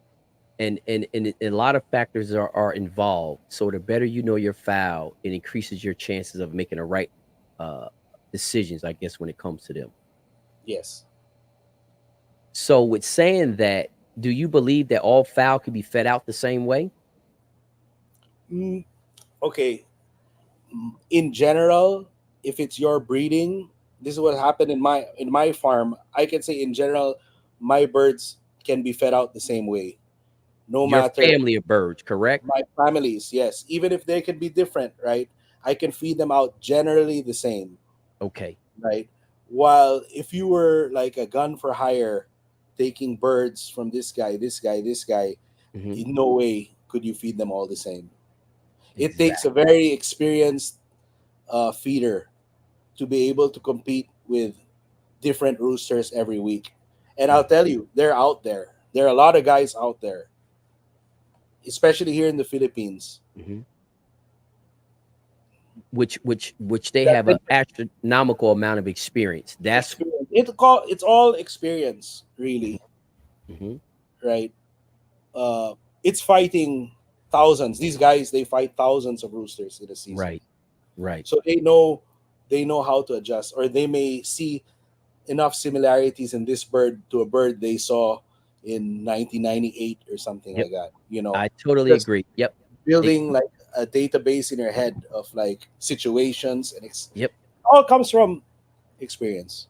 All comes from experience. And like you say, even with those master feeders like that, they are still not feeding every bird in that cock house the same way. They're Yeah, all feeding them. They feed them different. And they use their experience to make the determining factor of what they're going to do to this one, what they're going to do to that one, what they're going to do to this one. Because I know they're not just walking through that cock house feeding 50 birds exactly the same way, and they all came from different places. I'm like, no. definitely not. And I'm not saying they don't. Some guys out there don't do that, but their chances of success is so much lower than a master feeder that is going through there with 50 cocks in there, and he's making. I'm not saying he going there making every single minute adjustment to each fowl, but he knows that he cannot feed all those birds exactly the same way. Yes, definitely. And you have seen it or your whole life over there in the Philippines, knowing guys who have fed thousands, showed thousands, guys who have been in the sport. If you have a family, your chance of being able to feed them out the same generally is increased. But birds from this guy, two over here from this guy, three from this guy, one from that guy, and you feed all of them the same, I just don't believe all those birds can be fed the Very, same. very, very, very hard. Right. Very Exactly. hard. It Um, takes a good guy to do that. it takes a very, very good guy to get it right. To get it right, it takes a very good guy to do that. And again, I just seen it so many times that the good guys know exactly how to make adjustments. They're not feeding them all the same. Um, so I don't want to get too much in the pointing and stuff like that. But I would like to ask your opinion on a couple things that is very, I ain't gonna say controversial, but everybody has opinions about using air conditions and humidifiers and all that. What is your thoughts on that? Do y'all even use that stuff in the I Philippines? I use yes, Okay. especially where my farm is. A lot of moisture. It gets a lot of rain. I'm up above a lake, high Okay. humidity area, Okay. so I will use air conditioner and dehumidifier during the Mm, pointing. But sometimes I could go over with the dehumidifier too, right? mm, So it's a hit or miss sometimes. right. You have to be on your game. But in general, I will put them in the air conditioning during the point to draw out the moisture. Okay. But it So, works for me because I stay 95-80% humidity, the area I stay in. right. And So that's I've seen it make a difference. mm-hmm, mm-hmm, So I will stand by air conditioning. A lot of people prefer not to use it. A lot mm-hmm, of people uh, don't like to use it. mm-hmm. But also, if you're fighting in the bigger cockpits, the facilities are all air conditioning, so Right. everyone's used to The air conditioning. managing the cockhouse. Some guys will be adding moisture, some guys will be pulling moisture, and different results for everybody. Right. Right. Right. But But based on at your that level, location, everybody can win. The guy right. adding, the guy drawing, because they know they're foul, right? They know they They know foul. what to. They're not just like, oh, I read this, let's do this. No, they Right. they've tested what wins, and they're sticking to that because serious stakes involved too, right? You can't be Right. playing around, So right? it seems like what you're basically saying throughout the whole interview is the guys that's competing at the top of the food chain have a deep understanding of the foul that they're using, what they're competing with, right? Would you say that? Depends, because a lot of people are buying foul because they fight so much, but what they have is they have experience. Mm, They know, they know how to win. Once they're winning, we keep, they go on a run, right. right? That it comes from the constant competition. Hmm. Right. So So the more they basically hone in their craft, it's almost like a sharpshooter. The more he shoot, the sharper he's going to get, the more accurate he's going to be, the more consistent he's going exactly. to be Then versus when the somebody right going set at of chickens falls into their lap, bang, they're gonna hit it, right? Because right, they're they're in condition, right? right, They're not at home drinking beers and oh, let's fight the derby next week. Okay, they're derby, derby, derby, derby. constantly competing. If you lose, doesn't matter. Derby again, derby Right, again. Yeah, right. and you learn. So that's a big part of it, more than just getting I have to involved say in. I don't do this. I'm not one of those guys fighting every day in Mhm. the top top circuit here. Right, That's I don't want people to think I'm like that. No, right. I pick my spots. Hmm. Hmm. Yeah, Based on what you have available to compete with, right? yeah, Because you're realistic to understand that just because it came off your yard and you bred it, everything that's being hatched out that egg is not going to be World Slasher Cup material. correct, correct. Yes, Mm. So, based on your situation in the environment that you in, like you said, you being above the lake, 80 to 90% humidity all the time, air conditioning, stuff like that works for you based on your situation. yes, And like you say, correct. guys who use it and don't use it, you have seen people who use it win. You have seen people who don't use it also win based on the environment, correct? Yes, correct, correct. So, what is your thoughts on the role of moisture? How important is moisture control in the performance of the fowl? Personally, in the Philippines, I think you can get away, at least with my chickens. Again, I can Mhm. get away drawing out more moisture and fighting closer to the dry side Mm, because of our weapon, the long knife. mm. I So, think I have very little experience in fighting gaff. I did a mhm, bit in Cambodia, mhm, and we would have these fights, Asian style gaff, very mhm, different from the American rules. But I mhm. realized that cutting is harder in the gaff. Right, They really have to point the heel, right? right, It's not a slash, right? right, In the Philippines, it's a slash. right. So I think you can get away. I feel you can get away with a drier chicken because of our weapon. And Because of you. you don't want him to bleed out because the wound is damage is Right. really devastating Deep. here. Yes. Deep. So if you got a lot of moisture, he's gonna bleed out. Mhm. Now, And again, going back to bloodlines, there are families that will perform better with more moisture in them than some. You have to know your lines. and I think I'm glad you said that. I'm glad you said that because listening to somebody, a lot of guys out there, they watch the interview. You just won a World Slasher Cup. World Slasher Cup champion said that in long knife you can fight a more drier. Some guys just going to take that little bit of what you just said out of the conversation. Instead of taking all the other stuff that you just said, it just really I, depends on I, the I family. could I could be wrong. Somebody Hmm. could say you need moisture, and he will probably have results to back it up too. Hmm. But Hmm. based on my experience, my birds always fought better on the dry side than moist. Than the wet side, and that's because you know your family, Yes. right? Or I bred these chickens a certain way because Right. I have families of fowl that if you go by the book they should not perform that way, but because I maybe bred them with my lines, or Hmm. how I bred them through my selection process, Right. my roosters, no matter what family, can take the same condition Hmm. conditioning process. Yes. Right. And even though they're not the exact same family, like you said, your selection process that y'all Like guys have if we done were with to the fight breed. like a Oriental chicken Hmm. and a hatch gray, the Hmm. keep and process would be very similar. Not no major differences at all. No major differences. None. Hmm. And do you think that's again goes back to y'all guys' selection process or how y'all guys created them that they have the I think ability to do that? I think it must. I'm gonna say that's why. I guess. That's why. I don't know. I don't. In the end, you have to know when to say I don't know. Right? Yes, I think that's a very big thing that you hardly ever hear coming out of a lot of guys' mouth is saying, I don't have the answer, or I don't know, or I'm not sure. It seems like everybody has an answer to every question. Uh, Yes. but Yeah. but but just Sometimes being it's better to keep quiet if you don't know. You might find out by keeping quiet, right, exactly. right? Than pretending, or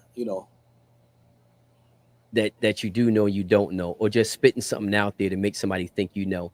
And the reason why I wanted to go deep into those things, because again, I think a lot of times the feeding process, especially feeding and pointing, is so generalized. Unlike brood pens and breeding, that's a little bit more direct. But I think the feeding and the pointing is so generalized and it's all over the board that a lot of guys actually take a bird off the cord and just basically destroy him in a cock house. Like he would have been better off coming off the cord than being in that cock house with that guy trying to feed him and do this and that and this and that and this and that. So is that something you see a lot as well? Uh, I'm sure, especially in beginners, I don't like to pass judgment on like the other competitors too. Hmm. And like, part of this thing is last World Slasher Cup. I just Hmm. stayed in the cock house. I didn't go watch.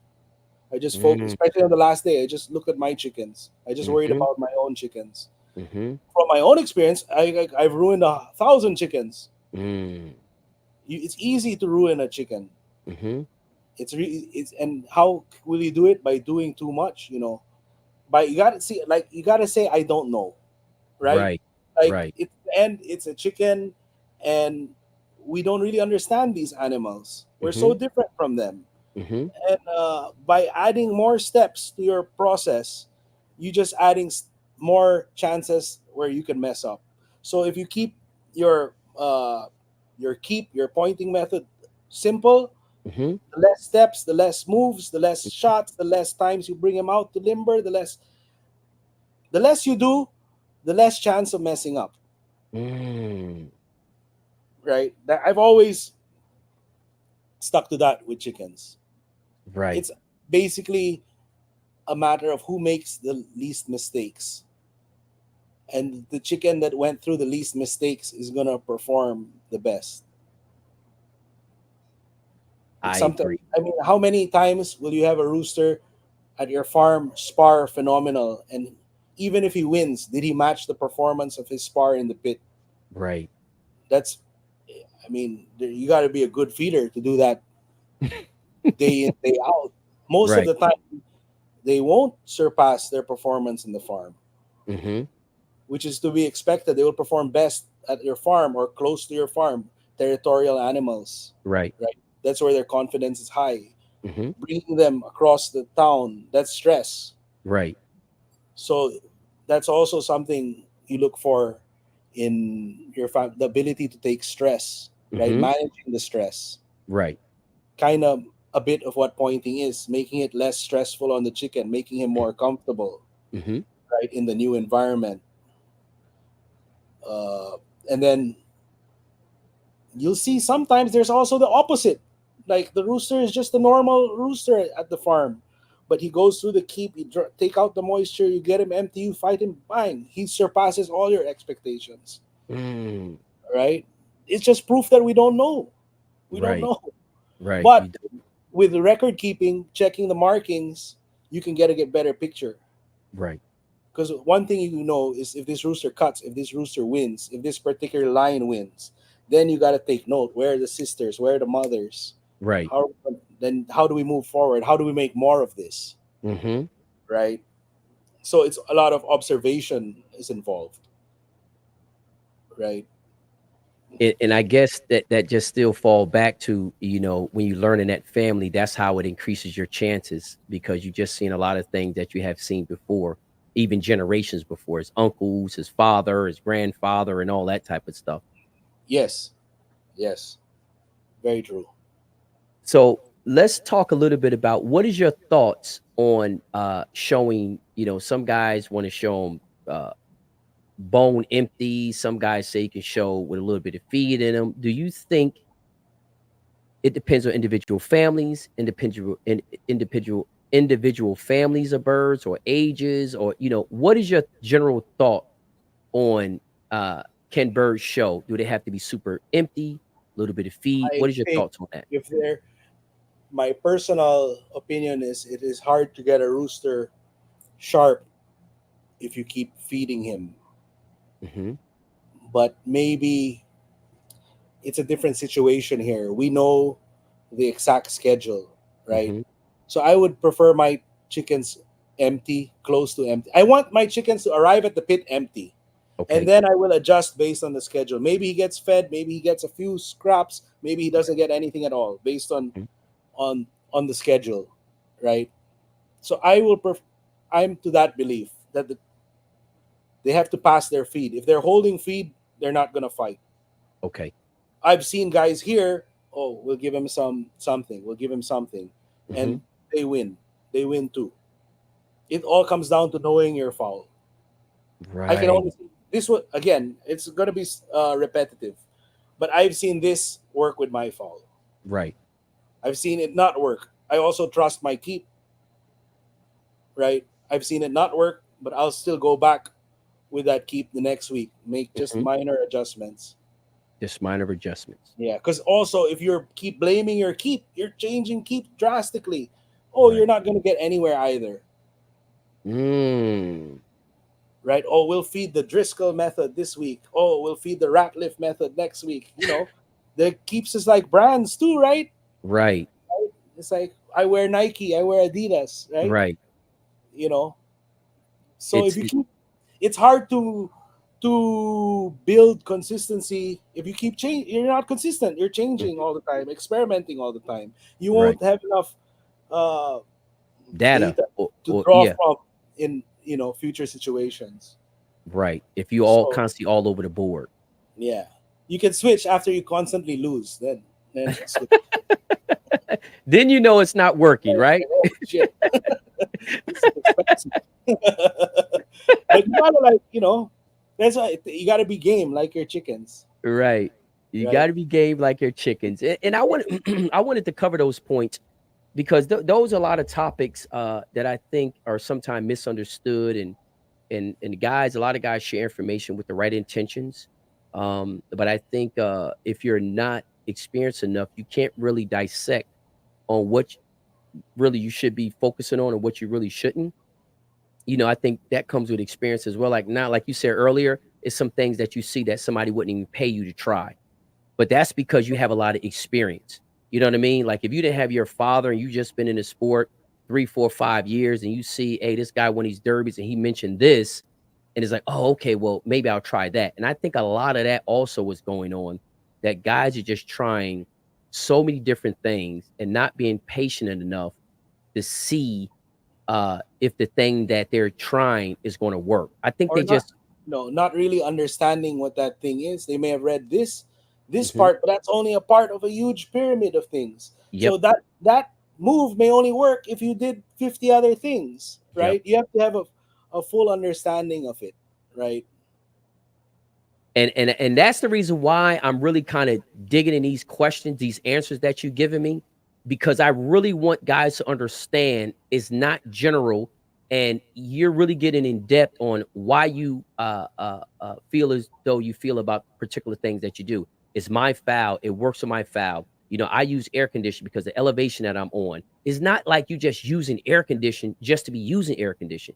You have Exactly. a particular reason why you use the air conditioner. You have a particular reason why you feed this fowl this way And because I you have know your I have fowls. data to back it up that I'll do better. Exactly.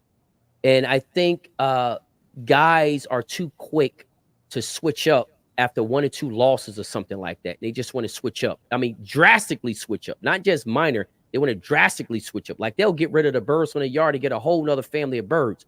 So how long, tell me this, how long do you think it takes to even learn a family? Oh, wow, man, 10 years 10 years, huh? to really know them. Right. 10 years 10 years. easily. Yep. I mean, I agree. And when you go to a farm and very little stuff on a farm has been more that been there more than I mean less than 5 years, 5, 6 years, and you like that's I think To you really probably need trust them, to really trust them, 10 years. right. You have to assess them so many different ways. Like I said, on their own, with your foul, with which of your foul. By the Hmm. time you think they're any gooder, they might be ruined already. Right, right. And then don't blame the breeder. You ruined them. not the breeding, Right. because you wouldn't Exactly. have bought them if they were lousy in the first place. That's a good point. That's a very good point. You wouldn't have bought them anyway if you thought they were lousy. That's exactly right. So I guess a piece of advice would be, uh, you know, get some good, the best fowl you can get access to. Have some Yeah, patience. Spend some time with them, years, not 2 or 3 seasons, and try to learn them in every aspect, not just the pointed aspect or not just the feeding aspect, but just try to learn them in every aspect. And do you think that should right, well, increase? you can cut your losses quick too with the chickens. If you, Hmm. you know, with experience again, you'll be able to cut your losses quicker than, you have to be, again, honest. You might be a beginner, you might not know how to breed, you might not know how to raise. Hmm. It takes time. Like, I'm not going to say I was able to maintain every family that came into my possession. Hmm. I'm not going to say I judged correctly. Hmm. I lost lines that I wish I had. Right. I kept lines that I should have cut loose long ago. Mm. You know, it's yeah, it's not nothing simple. Nothing's cut. It's It's not carbon copy. yeah, yeah, um, yeah. We go ahead. Just So let's talk a little bit about, you know, the say in the last I say a couple seasons prior to, because I know in your first interview you talked about how foul a transition like every 4 years they elevated, they elevated, they elevated. In that process of elevating, y'all guys are using chickens way back from the 80s. You basically saying that y'all guys really didn't change your selection process, or y'all just stayed consistent with y'all selection process based on the original standards that y'all started with? well, that's something I believe, that Mhm, the standards were set for a reason, mhm, and deviate. And I've done minor adjustments too, and I've seen the results deviating from the standard. mhm. Like the performance and the structure of the chicken, the balance of the chicken, they Right. are related. Like, one Mhm, thing what happens here is we breed to a certain standard in the mhm, Philippines. So they can mhm. get a white hackle chicken, give him 2 3 years, it's gonna look like a sweater, Mm. right? Because the concept of the Philippine gamecock is tall, small bodied, athletic, high flyer, big tail, long neck, little head, red eyes, Mhm, picture perfect, right? They mhm, want that beautiful chicken. And reaching for that standard, I feel it works with certain families. The more athletic type, you can get away with it. mhm. If you have like a round head, kelso, high flyer, action type bird, Right. maybe bringing a little like legs into them is gonna help, Mhm, right? But my birds are very different from that. They're the straight comb, medium station, long bodied, and they win at like that. If I change them completely, it would be like a mismatch, right. right? It's like putting an engine in a different chassis of car, Right.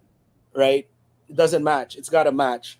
So I always bred them to that standard, and as a result, too, I give away a lot of height in the fights, a lot of size.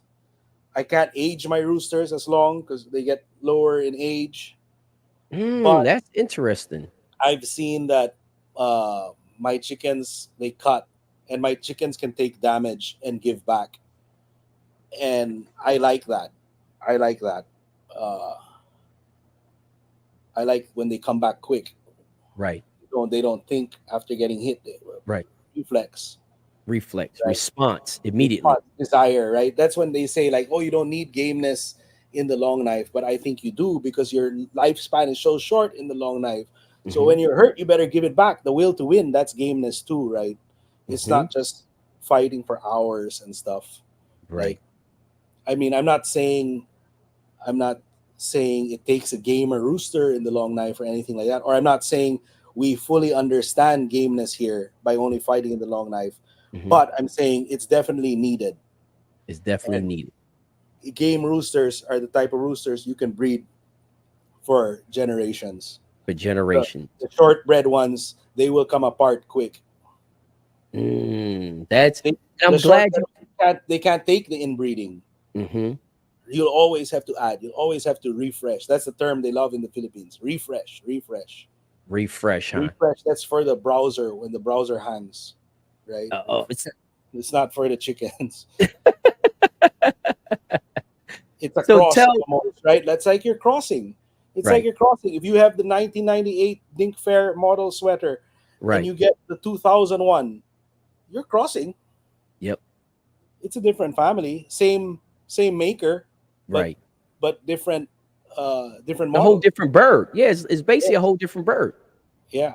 It's just like the So example you just said. If you took your fowl, then you start trying to breed legs in them and trying to breed a narrow body, a smaller body, and all that. It's like you say, it's going to be completely different than what you originally got back in the 80s. yes, yes. Even getting roosters from the same source, Mm-hmm. I've seen it like breeding it into that line. It changed it completely, Change it and it's completely. roosters from the same source. Mm, So you think it's like the same family, because oh, I got it from this guy. This is the same one. right, Then you breed them, or you wait a bit and say, oh, these are very different, right. right? So tell me this. It's amazing to hear you say that y'all got medium station, y'all don't have them small bodies, y'all don't have a whole bunch of legs, but y'all guys are still super successful.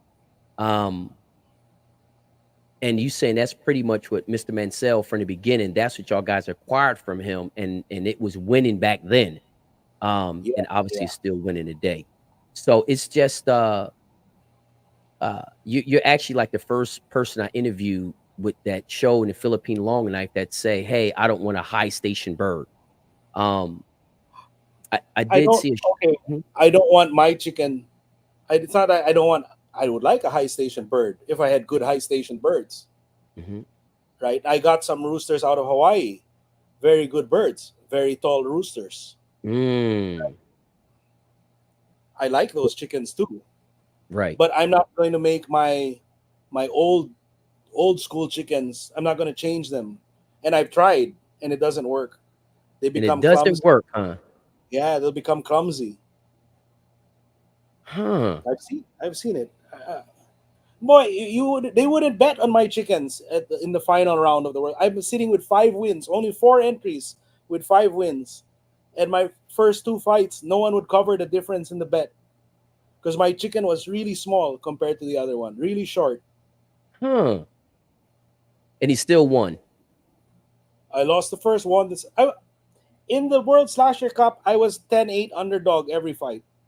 Wow. Because of the height of your chickens. Yeah, because of the height. Yeah, because of the competition I faced like four former World Slasher champions. We were matched very tough. They were Very betting tough. $10,000, $12,000. Wow. Yeah, Huh. it's And you're hard to get the gamblers to bet on the small chickens, the short chickens. so with that, I know you had to really be obviously the success is what's keeping y'all guys to stay within y'all guys program. But I guess like you say, still today, a lot of guys are not uh they're not favorable to smaller chickens. But you said earlier that the thing about your chickens that they are game and they cut really good, even though they're medium station against taller chickens, right? Yeah, because they can get into them. Mm, They'll come in, they'll cut you in fighting. They're good infight. in fighters, right? Hmm. And I have a bit of the claret blood, keep them away a bit. Fight on top. Then the gray or the hatch comes in the bottom. So It's been tell me working, this. for a while, so I just kept at it. Right.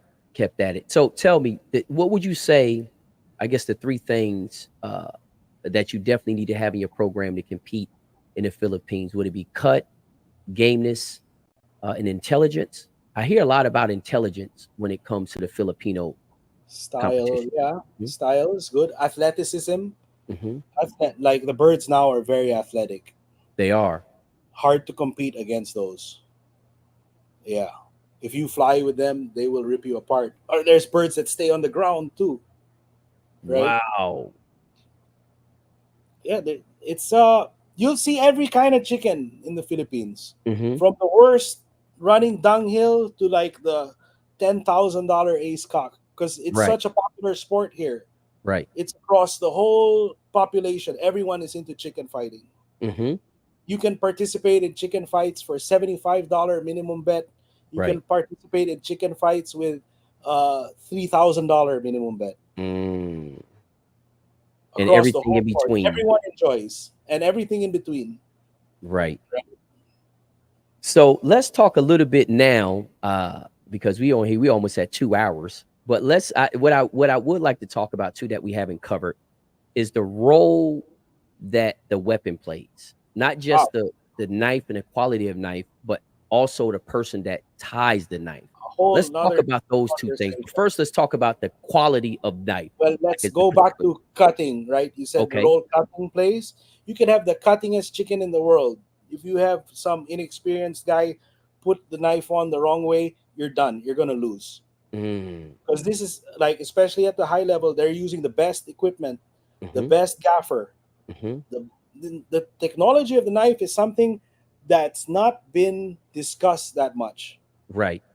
and I can't say I know much about it, but the changes in the patterns, in the material, have been crazy from the Mm-hmm. beginning of from when long knife began. Uh, Totally different. Different Sometimes they go steel and everything, right? Because I see different now they steel, advertise like different Japanese pattern, steel.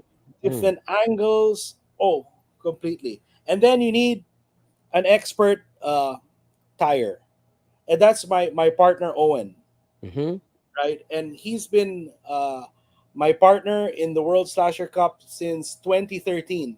mm, He's been coming 2013, and he's from Guam, and right, it's an expense on his part to come to the right, Philippines 2 times a year, put right, up entry fee, right. and he is also instrumental in the win, and a Mm-hmm, very big part of the win, mm-hmm, because he put in a lot of time learning, adjusting, finding the right. And I can say, from the time I met him, when we were like reluctant to let him mm-hmm, tie the knife, like there even like even pre we'd have events where he tied for us. The mm-hmm. next event he'd come, my dad would be like, "We'll put two entries. Oh, and you tie this one, we'll have someone else tie that one." Right? Because there's always that doubt, right? But we saw that he's such a student of the game, and he really leveled up and perfected his craft. And him being our good friend, partner, our Mm-hmm. brother, Mm-hmm. we trust him completely. He will never, that's another thing here. Trust. You have to trust your knife man. Right. Most, you can get corrupted at the highest stakes, Mm. right? Just a minute change in the angle can change the outcome of the fight. And that's So how serious it is, huh? really important. It's really important that we're partnered up with a guy who's incorruptible Mm-hmm. personality and a character, Mm-hmm. and he's already become. He is an expert at this guy.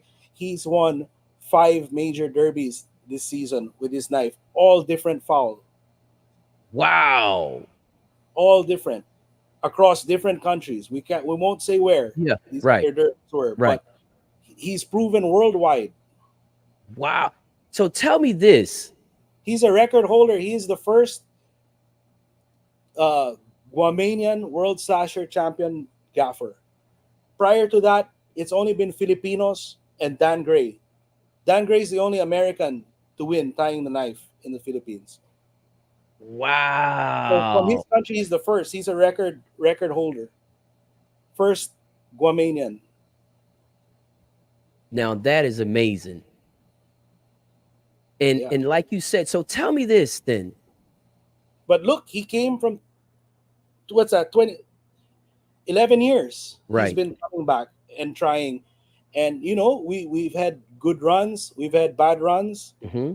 but he has opportunities to contact other Filipino breeders, Mm-hmm. but he's he trusts us, he trusts our chickens, so we stick together as a team, Mm-hmm. right? and I go travel with them. We Right. compete other places. We have our Right. partners out in Hawaii. Right. We're like a little team, and we all share ideas with each other. We learn Mhm. from each other. Mhm. We may not even agree on the ideas, but just the exchange of information among good friends, trusted group, it Right. helps everyone grow, Helps right? everyone grow. And then you build like the friendships. The friendships are more important than any championship. Hmm. Yeah, more So important. Like, I wouldn't care if I even won. If I'd rather be like friends with this group of friends I got now. That's like right. one of the best parts of the sport. Right. And That's and the real championship, making real the lifelong friends. creating the memories. I always say creating the memories. And like Yep. also my family got close, is very close with the Mm, bird. Me, my dad, my uncles, my right. mom, my mom's brother is a chicken fighter, partner of my dad. So I'm Right. like two sides of my family were into chicken fighting. Right. So it's like a family thing. When we get together, Hmm. what do we talk? We talk about chickens. Right. And our friends are chicken fighter. Is Yeah, it's really great, really great. It's really More than great. any championship is the camaraderie it builds. Right. And then it's just amazing that y'all guys stuck together 11 years to finally Yeah, win. man. Most backers, they'll quit you after 2 3 tries. Yep. And he stood his ground with y'all guys. But And not only did but he also it's because we came close so many times together, right? And like Mm, sometimes coming close is worse than getting blown out at the start. Blown out at the start, you still have your entry for the next week, right. right? But like coming close, it's like, oh man, we burned all these chickens for nothing. Consolation prize, right? Right. And you said that, and one of the reasons that I guess y'all guys you I've trust seen this guy. I've seen this guy sit in the gaffing room, stand there behind the best gaffers in the Philippines, and study what this guy's doing. Study what this guy is doing. Take from both. Develop his own style. hmm Right. I don't know anything about knife tying. hmm That's my regret. I wish I learned. I wish I took the time to to tie the knife. I didn't mm, realize how important it was, especially at the highest level. at the highest level. I always just used to think, oh, I'm not a professional. I'll let the professional do it, Right.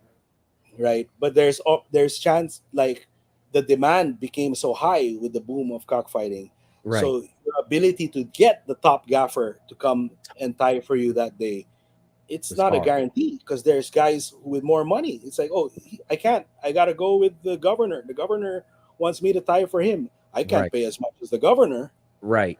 right? Or the derby I'm joining is a 4 cock. The governor is in the 10 cock. Right. The guy is gonna go where the big prize is, right? Right. So I might be stuck with second tier knife. Higher. It's harder, right? So if you and then it's not nice to blame. How can Hmm. you blame someone like, oh, the knife guy wasn't good, but you don't know how to tie it yourself? You can't blame, right? So you can't blame anyone, right? You're to blame. Why do you join with no knife tire, That's right.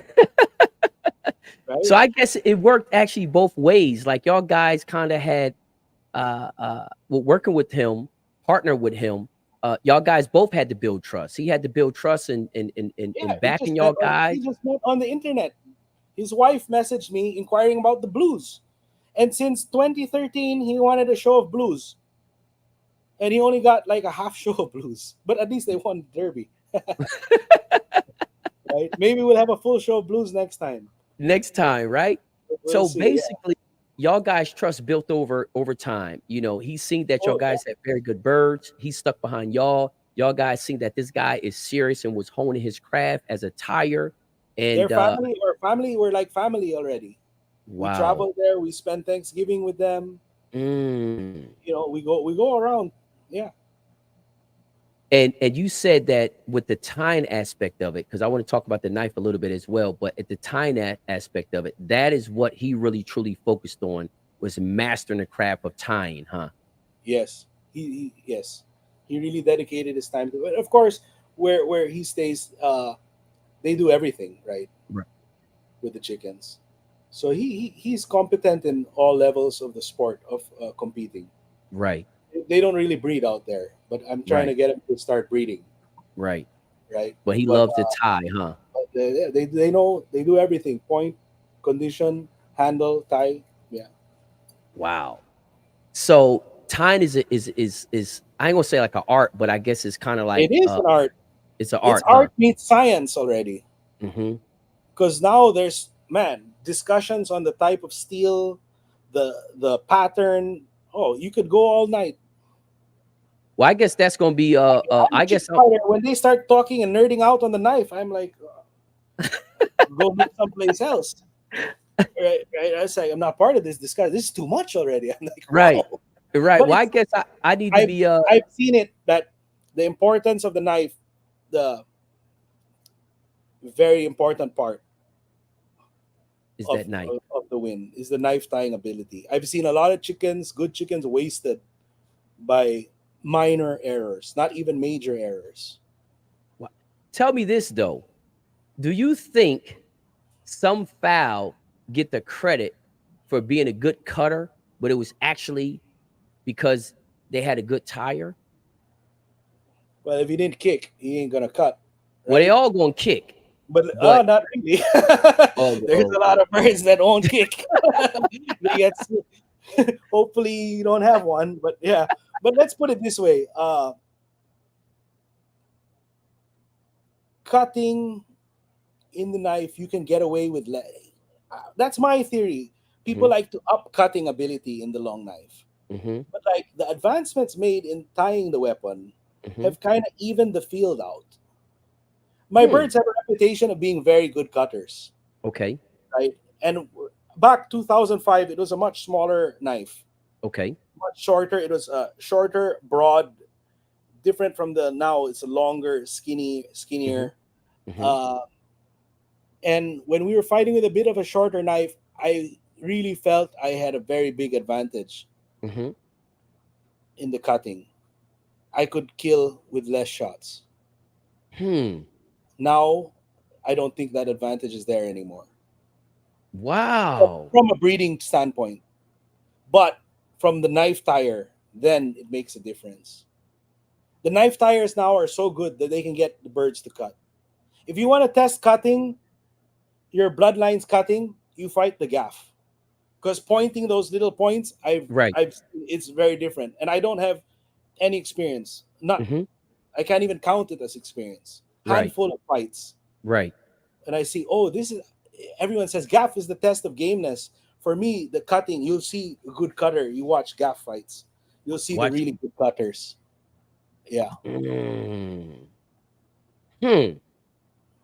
And so it's the time and then the steel. I mean, then the knife itself, which you don't have a lot of experience when it comes to the knife I itself. I have experience looking at and buying. I know I can tell you which is a good one, Right. but like I would not be. No, I'm not going to tell you what angle to set it. What no, I'm not qualified. Well, I guess that's going to be my next goal is to get somebody on a show to talk about the steel and the makeup and because I see now, Talk to Jen Jen. yeah, Jen's the man. Knife yeah, tying, knife making. He yeah, does that night, all. yeah, yeah. That's I an was talking. expert. Yep, definitely without a doubt. I was talking to somebody the other day, and they was saying how he ties probably 100. You know, he can sit there and tie 100. You know, he ended up tying 100 knives, and I'm like, what? He's like, man, it is amazing the amount of tying that he does. Um, and then I see He's a, he's he is a rarity too, because he's the boss and he's the one tying the knife. In the Philippines, you don't see that much. And if you mm, see the boss tying the knife, he may not be an expert at tying. It's rare that the boss man is the expert. is the expert knife tyer. Yeah, It's Ginger is the man knife when it comes tying to has tying that knife. usually been a job that's delegated to someone else, right? Mm, I delegated it to someone else. right. Yeah. Yeah. And he also said on his interview, it's not even just even a steel, is a big part of it is the edge on the knife. You know, I guess that final edge on a knife. I know he talked about that in his interview. Yeah. He said it's Yeah. not just the steel, but it's an Sharpen. art form. They will hone it before it's already sharp. They will sharpen and hone it before putting it on. Yep, that's exactly what he said. He said, you need that edge on that knife. I was like, wow. So it's already razor sharp. He's like, yep.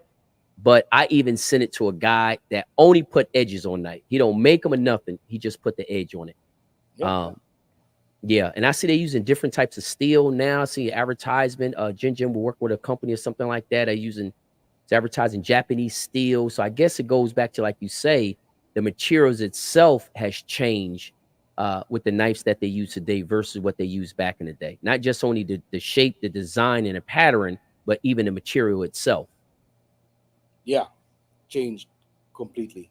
Moving there again. I'm not the expert on this, but like I'm surprised it hasn't been discussed more Right. because everyone likes to discuss the bloodline, right? The changes in the trends of the bloodline. Mhm. Everyone notices that, but the knife is something that hasn't been discussed as much. Well, I think, well, this is why I think it hasn't been because the vast majority of people that's doing the breeding and that's competing, a lot of them are not even tying a knife. It's just like you just said a few minutes ago. Like y'all guys got the family from way back in the 70s and y'all competing at the top levels and being consistent and all that. But like you said, you don't tie the knife. Your father's not tying the knife. So It usually shows like how the sport is getting more competitive. yep. That people are like, oh, before maybe bloodline was enough of an edge, Mm-hmm. pointing ability was enough of an edge, but Mm-hmm. now like people are just looking for every edge because it's the competition is so tight. It's So you so cannot tight. give away at any aspect of the game. Right. Right. Right. You'll get taken if you do. You got to have genetics. You got to have health. You have the conditioning. You got to have pointing. You got to have a tire, and you got to have a knife. The knife fire is equally as important. As That's the every other final aspect. step. My dad would like tease Owen before the derby. He's like, "I've done my job. Now the pressure's on you." What? What? It's like what? Like my part is done. Now is your part. But like you Yeah, said, everybody's it's all equally, like good fun. Yeah. yeah, equally responsible for the results. Everybody's equally responsible for the results. I guess going through the whole process. Um, Yeah. that's amazing. And I guess, it's just really good to hear that your journey wasn't just about winning the World Slasher Cup. Just hearing your story from the beginning, from way back in the day, how y'all guys stuck with a family, why y'all guys stuck with a family, learning the chickens. That's why you do the things that you do. What you thought was an edge back in the day is no longer an edge today. The competition is very, very tough across the board. You need to fine tune every aspect of your program. These are all just a recap of all the things that I kind of took away from this conversation. And hopefully the viewers that's watching is also taking away from this conversation that you need a solid program, not a aspect, not just brood pin, not just cut. You know what I mean? Not just a knife. I don't think it's just anything. I think it's a collaboration of many different things to all come together. And I think the person that puts it together the best that night wins. They might not put it better than you the next day or last week, but whoever wins that night has put that whole collaboration of all those different pieces together that night. Would you agree with that?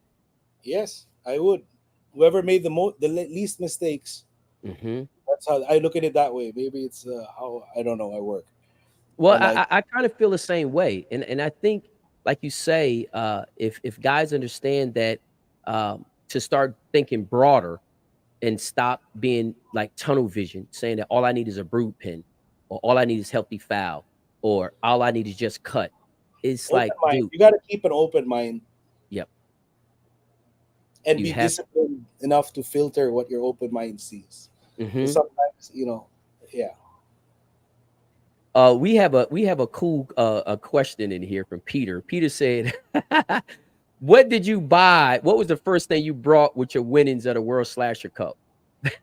The prize money, besides give some to your sister." What did I do? Shit, I had to pay bills, man, and I had to lend. Fuck, you win money, people are gonna come for the money. I don't know. Man, I placed a bet on the NBA Finals. That's not working out too well here. That's Uh, what you did, huh? Yeah, what did I do? I built a new shed for my chicks. You did, huh? Yeah, I built a new shed. Mm, just goes back into the farm. Just Put the goes money right back. back in the farm. Pay the What? feed bill. Right. You can't let it change you. Maybe I'll take a vacation or something down the line, but Right. I don't know. I Right. don't want to spend it all right away. Right. But it's basically back to work, correct? Won the I Derby. took Let's get back I to took a work. break. I took a break. I haven't fought since then. I'm gonna fight this weekend, Okay. so hopefully it all works out. Well, Yeah. I'm glad you sharing uh some of the keys because I didn't want to just talk about, winning the World Slasher Cup. The focus was to really focus on your journey and what it took to be successful because I think is not talked about enough. I think everybody talks about the final result. Everybody try to emulate the final result, but nobody knows the backstory. And Clark talked about it some as well. When he interviewed about guys just wanting to come and buy success, buy the foul that he won with, then they wonder why they're not getting results. And I think that's because the expectation is to me is unrealistic because the backstories are not told enough. We don't talk about the backstories enough. We don't talk about patience. We don't talk about discipline. We don't talk about just being honest with yourself. We just talk about cut, pointing, taking out moisture, adding moisture. Brood pins, and it's just like it's so much more to be successful in this game, especially to be consistent um, that we don't talk about it enough. And I think that's where a lot of the unrealistic expectations come from.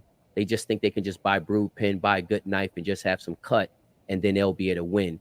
And I don't think that's the truth. I think it's more to it than that. I think that's just a little too simplified.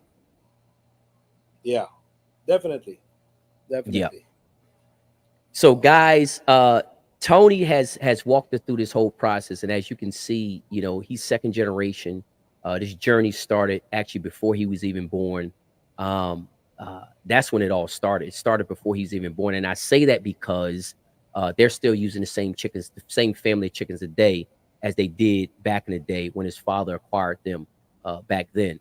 Um, so I hope guys listen to this more than one time and understanding what I take from this is to understand that you have to focus on every aspect of your program and understand and keep it as simple as possible on is like pieces of a puzzle trying to put everything together but just trying to maximize and improve on every single aspect of your program and not thinking it's one or three things that is going to be the result of success. That's kind of what I take from the interview with your story that you have been sharing. So what would you moving forward?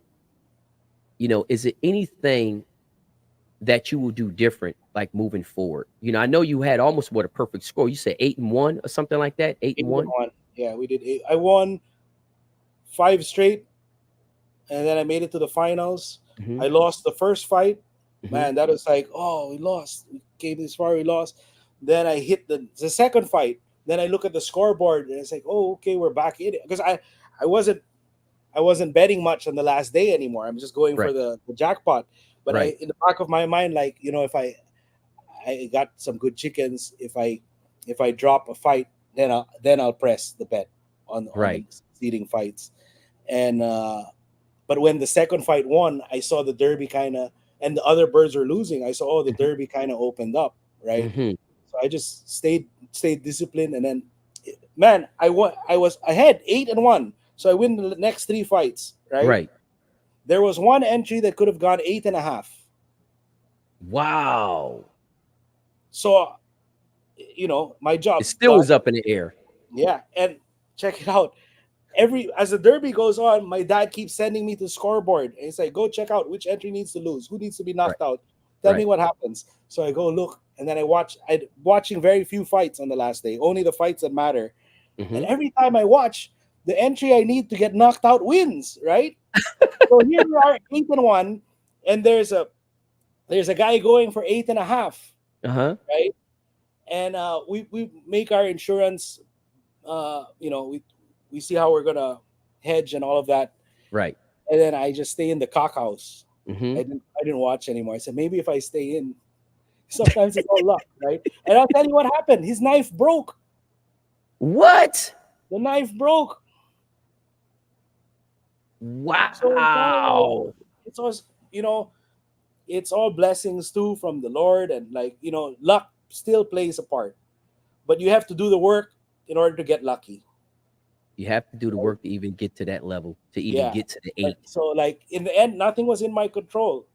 And like imagine if we were talking about that too. Imagine going 8-1 and not winning. That's gonna be even worse feeling. Like Right. we did win going 8-1.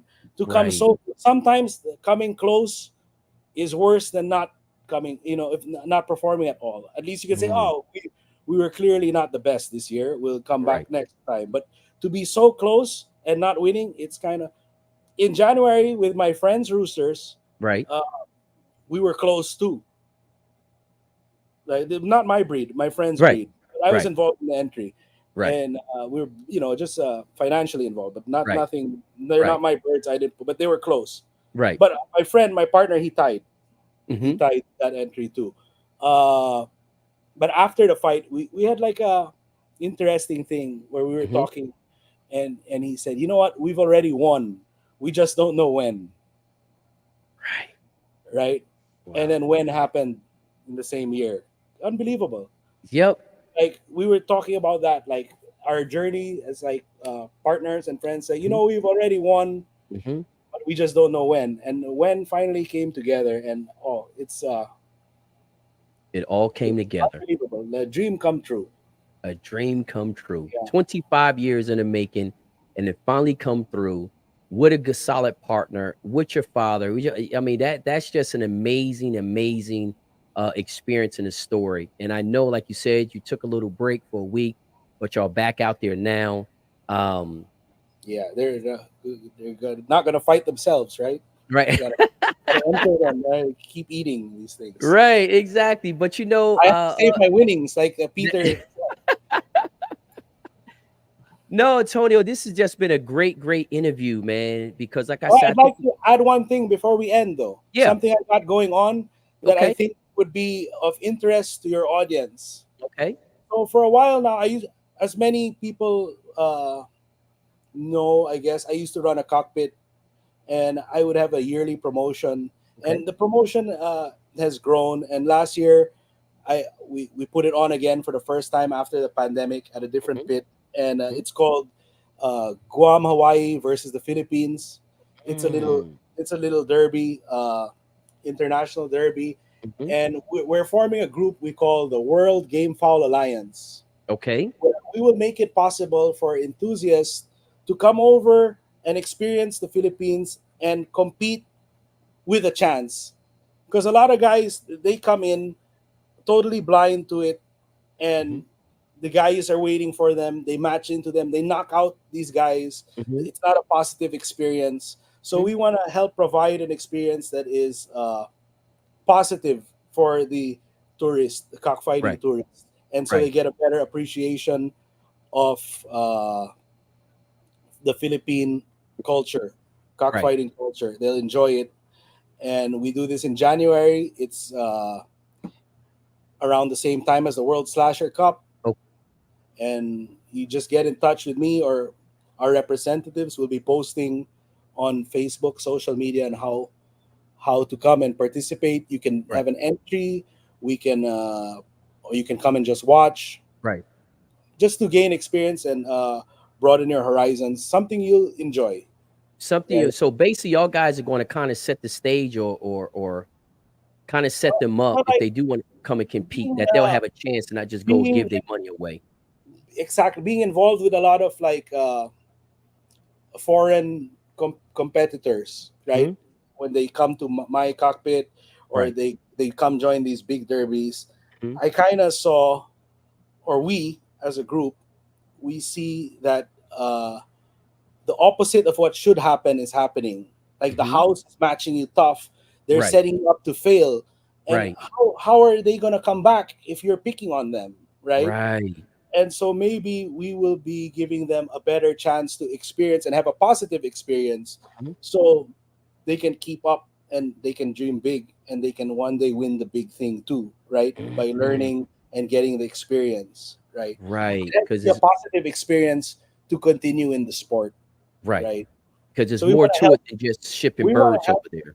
provide that to our friends across the world, no Hmm. matter where you are: Mexico, Peru, Puerto Hmm. Rico, mainland Hmm. USA, Hmm. Hawaii.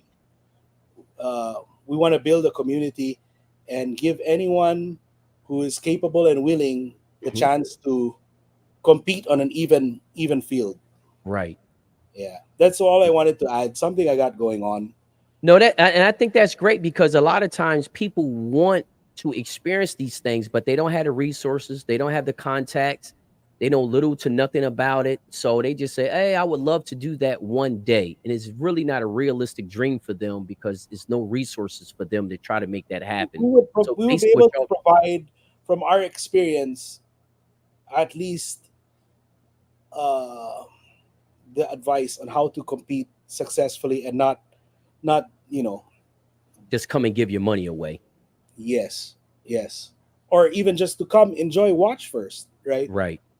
How to like ease into it, because a lot of people, they like to rush into it blind, and we have done that and we've seen the experience, and we don't want people to repeat our our mistakes and stuff. Right, right. And we think by doing this we will help grow the sport again, Hmm. because in truth, like, the number of foreign participation has dropped, and we want to It build had it up again. Yeah, right, especially coming from a pandemic and all these changes in laws and stuff. right, So we want to help build the community of international participants. You know, that's what makes it fun. Like I said, right. making friends, and yeah. Establishing relationships, creating memories. And I guess that's too, like I said, I think what y'all guys providing that service. And guys, I'll be putting Tonio's information in the comment section. Y'all guys can reach out to him on Facebook, also on Instagram. Um, so I'll be putting his information in the comment sections of the video and of the interview. So this way, y'all guys can kind of reach out to him. And if you're interested or you want some more details, I seen a couple comments say like, "Hey, what do I do to get the birds over there?" All that kind of stuff. That's something you can just talk with Tonio one on one about. So I'll have his information in the comment section so y'all guys can kind of reach out to him. I think it's a great thing because I believe it's a lot of stuff that guys can learn from the Philippines that they may be able to apply in their home country. Not saying everything, but I think the more you broaden your horizon, the more you expose yourself to, it kind of makes your mind a little bit more creative. You might see one thing after being over there 5 days and said, you know what, I'm gonna try that. I think that will work. Um, but having the resources and the contacts to be able to make it happen, I think is very, very important. And I guess that's what y'all guys are doing. So would it be like some type of tour or they'll reach out? How would it kind of work? We'll reach out to you and say, hey, I would like to, Well, experience we're something we're like this. we're not over expanding right now. We're starting it as first the derby. We Okay. got the derby, and if you want to participate in the derby, we can have shows ready for you. Mm-hmm.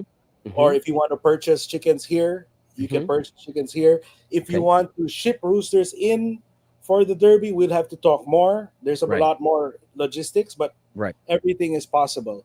And Okay. of course, maybe once it gets more established, there we're going to grow from there. We're going to offer tours, classes, all of that. But that's down the line. For now, it's a derby. Right. Okay. So guys, y'all heard it then. I mean, that's it. I mean, if you want to experience the Philippines, Tonio is kind of rolling out the red carpet. And a He more affordable derby than the world, the big slash derby. right, The slasher pitmaster, though that requires a lot of r- finances. So right, this is more friendly competition. It's a good right, way to get your feet wet before right. learning what to expect, because Exactly. it's more affordable, yet it's tough competition too, Right. high And level. it's still a real world experience. It's not like just because it's not the big mega derbies that In you're fact, not going it's to a get. more authentic experience because Mm, it'll be in the real cockpit setting. The Coliseum it's a Coliseum. right. Not every cock. You'll get a better grasp of what cockfighting is in the Philippines. With the smaller ones. I think that's awesome. It's So nice. so We'll invite yeah. you. You come down and watch. Well, that's the plan. That is the Yeah. plan. I'll be in Mexico soon. Oh, That's excellent. going to be yeah. That's going to be my next trip. Well, not next trip. I got a couple farm tours I'll be doing here, but I got a good friend of mine's, Peter. He's been in the comment section. Is going to take me on over to Mexico. and give me an experience there in Mexico. We actually going to be interviewing him next week, guys, just to let y'all know. I'll put that up after the show. Okay. But guys, Tonio and I got some other stuff in the plans that we'll be doing some business together, some products and stuff that I will be liking to offer very soon. I'll keep y'all guys updated on that. Guys, also, if you can, please share the interview. If you're watching from YouTube or Facebook or wherever you're watching from, if you can share it, we would greatly appreciate that. I will put Tonio's information in the comment sections of the live streams, wherever they on the platform that it's on. So y'all guys can reach out to him directly. You might want some additional information or whatever it is. I think it'd be best for y'all guys to talk to him directly. He can kind of give you a lot of feedback on a lot of things. Sure. I know a lot of guys probably have a lot of questions, and maybe he'll put up some posts. If there's a lot of common questions, maybe he can put up a post to answer a lot of common questions, so he's not constantly in the message box just answering one at a time. But yeah, I think that is a great opportunity, and that's actually, Tonio, is what I'll be doing with Puerto Rico. You know, I'll be bringing guys over to Puerto Rico for the same identical thing, just to give them an experience, just to come over and watch and get their feet wet, have an authentic experience. I think by me living in another country outside of the U.S., it's a huge difference. It's a huge difference, and I think it's an experience that is priceless. It's like one for the record books. When you ever have an opportunity to go to another country and experience the culture in another country, and not as a criminal, but experience as a national sport, it gives you a whole totally different experience and a whole different view. I think you know, you'll see a lot of things that you thought would never work, and you go to these other countries and it's working. Or stuff that may work in the home country you at, you go to that country, and it's like that don't even work here. And I think that's very important as well, because it kind of forces you to just kind of rethink the absolutes that you have put in your head. Like, I know this absolutely will work. Then you go somewhere else, like, nah, that just really worked in my situation. So, but guys, like I say, with that being said, please share the interview.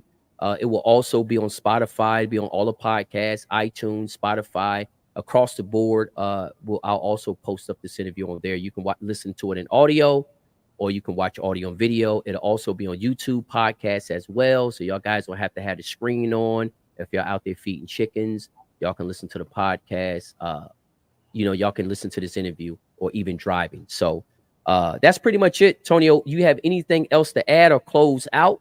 Or tell me this, what would you share with a 14-year-old that's out there watching and has aspirations to be a competitor?